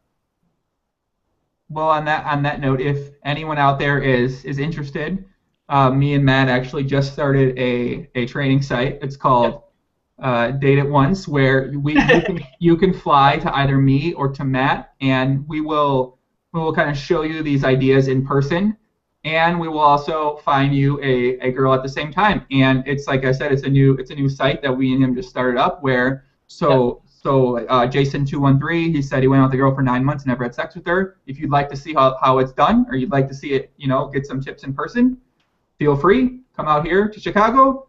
You can go visit Matt in Montreal, right? Yep. Okay, and then that's it. Free of charge. We'll help you because you just come. You come, we'll help. Doing with the Phil Galfond thing, because we're both in long-term committed relationships, and we'd be teaching guys to get laid. Which is well, I just want to plays live and then teaches online poker. I just want to tell people that if I happen to be single right now and I did a bet where I needed to have sex with 200 girls, all above a 7 or better in 1 month, I'd win the bet. So have confidence in me. What? I'm all about like 30 or something, but 200 I'd bet against you. Are you kidding? 200? Hey, have you seen the Spirit Hood? Dude, come on. Do you see the Spirit? Look at this, the Spirit Hood. Watch. Let me tell you the situation how you get to 200. I'm not saying 200. That's gross, right? 200 girls in a month. That's sick. Who does that? Yeah. But let me tell you the scenario how you potentially get to 200 girls in a month. 1, a Spirit Hood. 2, a tank top. 3, drugs. 4, a music festival. 5, that's it. Done. I swear to that's it. And maybe not a music festival might not be the ideal setting, but you go in a big city, you rent a place for 1 month, you go out where all the people go, and then that's it. And you also supplement Twitter, plenty of fish, into your regimen, and then you get 200 girls. That's it. Yeah. Also some Facebook stalking and. For sure. Well, I mean, obviously Sarah thinks I'd win this bet, and she's met me in person, and we've talked. So I think she has a better idea than most men might have about this bet. But yeah, like I said, if anybody wants to come out, which I actually did it. I actually did a prep at like this 30 dates, 30 days a long time ago on 2+2. Yeah. Yep, and still Jason213. He said he's still tilted about not making a move now 3 years later. So Jason dated a girl for 9 months, never had sex with her. 3 years later, he's still tilted about not making a move. Well, Jason, next time, now you know your mistake. Next time. Like that's exactly the friend zone, right? It's a guy who wants to have sex with a girl, so he builds a relationship and he never fucking pulls a move, and so he ends up being the gay best friend instead of the romantic interest. It's just like grow a pair of balls. That's my advice for all the guys out there. Fix your emotional problems and grow a pair of balls, and you're gonna be fine. And probably have social. In a perfect world, we'd do that, but unfortunately, we don't live in a perfect world where we are just incapable of throwing our emotions to the side and then just hopping in. I didn't say throw them to the side. I meant like have some deep studying of yourself. I'm not the one who's gonna tell anyone like I know my problems, but I don't know your problems or Star's Rec problems. I know he gets attached too quickly, but that's it. Oh yeah, and also tip is gym membership. Sorry, that is also it. And and probably meditation. Oh, we didn't go over The Power of Now, which is the greatest book ever. Period. The what? That was in the Nutblocker questions. It's those questions were like those were really I didn't want to talk about those ones. No, but I gotta plug that book because it changes the life of like maybe 20% of the people I give it to. It's a book called The Power of Now by Eckhart Tolle. So The Power of Now by Eckhart Tolle, T-H-O-L-L-E. And it's basically the greatest book ever written if you live in like America or Europe, because it teaches you the basic concepts of meditation and getting shit out of your head. It's called The Power of Now because it's about taking your mind out of like the future or the past, and that's how it's always thinking, and just being in like the present moment, and other stuff like the ego and whatever. But yeah, I don't know where I was going with this, but it's the greatest book ever written, so read it. Well, that's how I feel a lot of times on these live streams. Is I say something and I just I hope you don't hold it against me. Sometimes I just lose what I'm thinking. I was going this place and then I end up going that place. But I'm gonna read the book actually. The one you suggest, I'm gonna read it over the next couple days, and I will be talking about it on my next PLO podcast. Sure. Yeah, and it's funny because that book is in the self-help section of the libraries, which is the shittiest section of any bookstore, right? It's full of just garbage. But like there you have like this gem that I've been recommended, and that fixes a bunch of problems also because like the whole growing a pair of balls things, like you're scared of things because your mind goes into future mode. You probably have single friends who are like, they're like kind of like chronically single because they just don't go and talk to new girls ever. And like whenever like you have this girl who's a prospect and like clearly looks at him and you're like, well, go talk to her. And what do they say? They're like, well, I won't know what to tell her, right? But that's your mind going into future mode, right? If you're just in the present moment, you'd go like, I'm gonna go talk to her. Like there's nothing more after that thought. And you go and you talk. And if it doesn't work, whatever. And if it works, cool. Like, and it works for everything, right? Like, fear is just something that comes from the future, and like a bunch of ego problems come from the past. But if you're in the now, there's no problem to anything. You're just living. Well, I'm very excited to read this book. I mean, my advice, when I think about talking to women and like a strategy, I've never actually thought about it. I'm not surprised people think about it. It's just something I've never thought of because all my strategy has been if I talk to every single person I ever meet. And then that's all I ever do. I talk to them, and sometimes things happen, sometimes things don't. And that's always been my strategy. It's just, it's not even a strategy really. I wish I would have like studied it. Like W.C.G. Ryder, he studied pickup artistry. I wish I like studied that because I probably would find it really interesting. But it's really easy when you're tall and in shape. I hate to tell you guys, if you're tall, get in shape, and you just not really. If you're tall and in shape and a creep, you're not gonna get laid. You gotta be like proximate. You give me a tall guy who's in shape. He's gonna have sex with girls if he wants to. No, definitely not. And I can probably, like, if you go into a bodybuilding competition, I'm pretty sure I can pick out like a bunch of people who are way too insecure to pick up. We're not talking about professional fucking bodybuilders. We're talking about a guy in shape. In shape guy. Not a bodybuilder guy, not a guy who religiously works out and he's bodybuilding.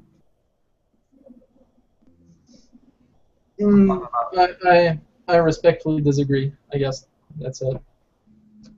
Wow. A guy? The problems are not in your body; they're in your head for everything like that.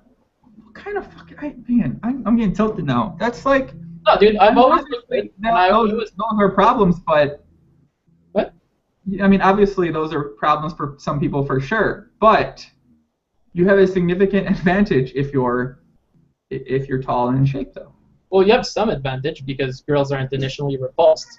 But even if you're kind of like small and fat, but you're well groomed and you dress right and you wear like a cool watch or like something else that like stands you out, like you can be short and fat and be very attractive. If you're a dude, if you're a girl, you're hopeless. If you're short and fat.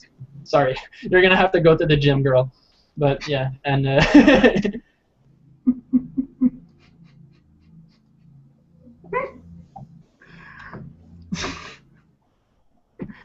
wow. Well, tall and go to the gym 5 times a week. Still a 19-year-old virgin. Can confirm. It's me, Tramp, in the live stream. Come to Chicago. We'll change that this weekend. Come here. No, I wish I could recommend guys who have problem with girls a book. And I know Tucker Max is actually trying a project where he can teach guys no bullshit who have problems with girls how to get laid. And Tucker Max is known to fuck boatloads of women, right? If you know him. And ever since his like party books, he's been writing really smart stuff on his new blog about investing and about a bunch of shit. And it's really great.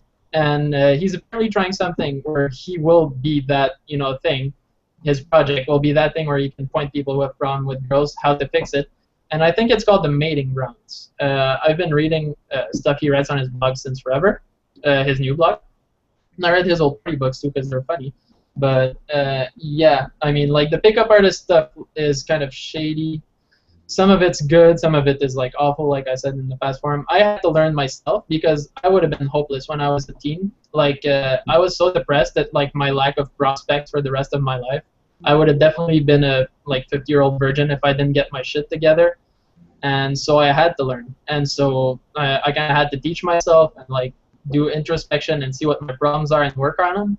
But like it's not given to anyone to do that because that's a very tough thing to do. You know, you have to give up like your identity and go like, well, you know, me is not good enough, so I'm gonna have to change me. But not everyone is ready to do that. A lot of people are too attached to their me to, you know, kind of go. Well, my friend, like if people want to read more from you, they can obviously go to your blog. Yep. Maybe you'll write something like that for the people. Maybe a topic. I wanted to write something about girls before and going into like what I thought about like everything, but I don't know. Like sometimes I write and it just kind of veers off into nothing, and so like it stays as a draft like for 6 months and I come back to it. And right now, like the stuff I do about you know, economics is motivating, and like I'm getting retweets and like 1,000 views, so you know, it pushes me to write more about that stuff. So I guess I'll be writing about that for a bit, and I do like one blog post every month, so I can't like write too much. Mm-hmm. Well, I look forward to your next blog post. I wish I could, you know, talk more about get more in-depth women's strap, but like I've kind of been a girlfriend now for a long time, so yeah, you kind of dropped out of the. Yeah, I mean, I like remember what I used to do, and it like certainly wasn't any scientific. I can teach anybody how to do it. It was just like I talk to people. Like if you just talk to people and put yourself in the spot to. Well, I probably know better than most people, even if I'm in a relationship, because I taught myself. You know, I wasn't like given some natural sexy ability to attract girls. I was fucking like I was physically attractive, but I was emotionally and like personally repulsive. Like once you talk to me, like girls would just like, you know, within minutes they would be like turned off, and I had to like turn that shit around. So I probably know better than most people like what I'm doing right and wrong, because I had to like, you know, I had to like write notebooks about what I thought I was doing wrong to improve myself, so I didn't die a virgin. And instead, like, you know, I'm really confident in my game, if you can call that like my game. But yeah. You're gonna get married to your French-Canadian girlfriend. Yeah. Probably. No, she's not French-Canadian. She's France-French, actually. Oh. Well, I don't know what the difference is, so. Their food is great. Our food is junk food. Do you think, speaking of French-Canadian women, I wonder if I could talk about Laforte's dating. He doesn't want to talk about it in his podcast, but his name's not on this pod. Maybe I could talk. Nah, I don't want to. I want to talk about it. Laforte's got a really interesting outlook on women. For sure. Clearly, and. Lafort is very secretive, though, a person. He doesn't share information on anything. What is the reason why he doesn't share women information? I'm an open book on almost everything except heads up PLO and heads up draw strategy. Oh. Well. All right. I think it's been a long time. Let's wrap this up. I'm fucking hungry, man. I'm gonna go eat. Yeah, same here. Guys, gotta go. If you've been here for 2 hours and 25 minutes, you are psychotic, crazy, and I love you. Thank you for joining in on the live stream. Thank you for tuning in. My next podcast I'm doing is going to be a live stream actually in a couple days with a tournament player who I think final tabled event or two at the World Series this summer, and also a Card Runners Pro potential. Yeah, potential. I think he was a Card Runners. Is he Card Runners Pro still? I'm pretty sure he is. But he's a tournament pro, so who cares about tournaments? He's cool. I like him. He's a smart kid, and he posts a lot on Reddit Poker and on 2+2, and he does on Reddit Poker. Yeah, he's a mod there, and he does some commentating at the World Series this summer. And, yeah, I'm excited to talk to him, and you know, I gotta start talking to more of these tournament players. I'm trying to pick like some smart ones that like seem like I enjoy talking to them. So yeah, you know, the thing is like with tournaments is like the Jamie Gold effect. That like, you know, the people who win are really different from the people who are good, because the people who are good win sometimes, but the people who are awful also win sometimes. And so you get like this thing where you're the world champion of poker, but you fucking suck. And then you show up on High Stakes Poker Cash Season 4 and dump hundreds of thousands of dollars. But yeah.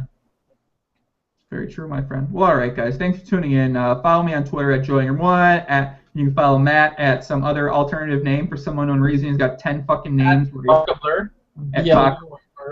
VodkaBlur. Check us out. We are always posted on 2+2 PLO forums. I'm Chicago Joey. He's your mom. What kind of weird names do you check, man?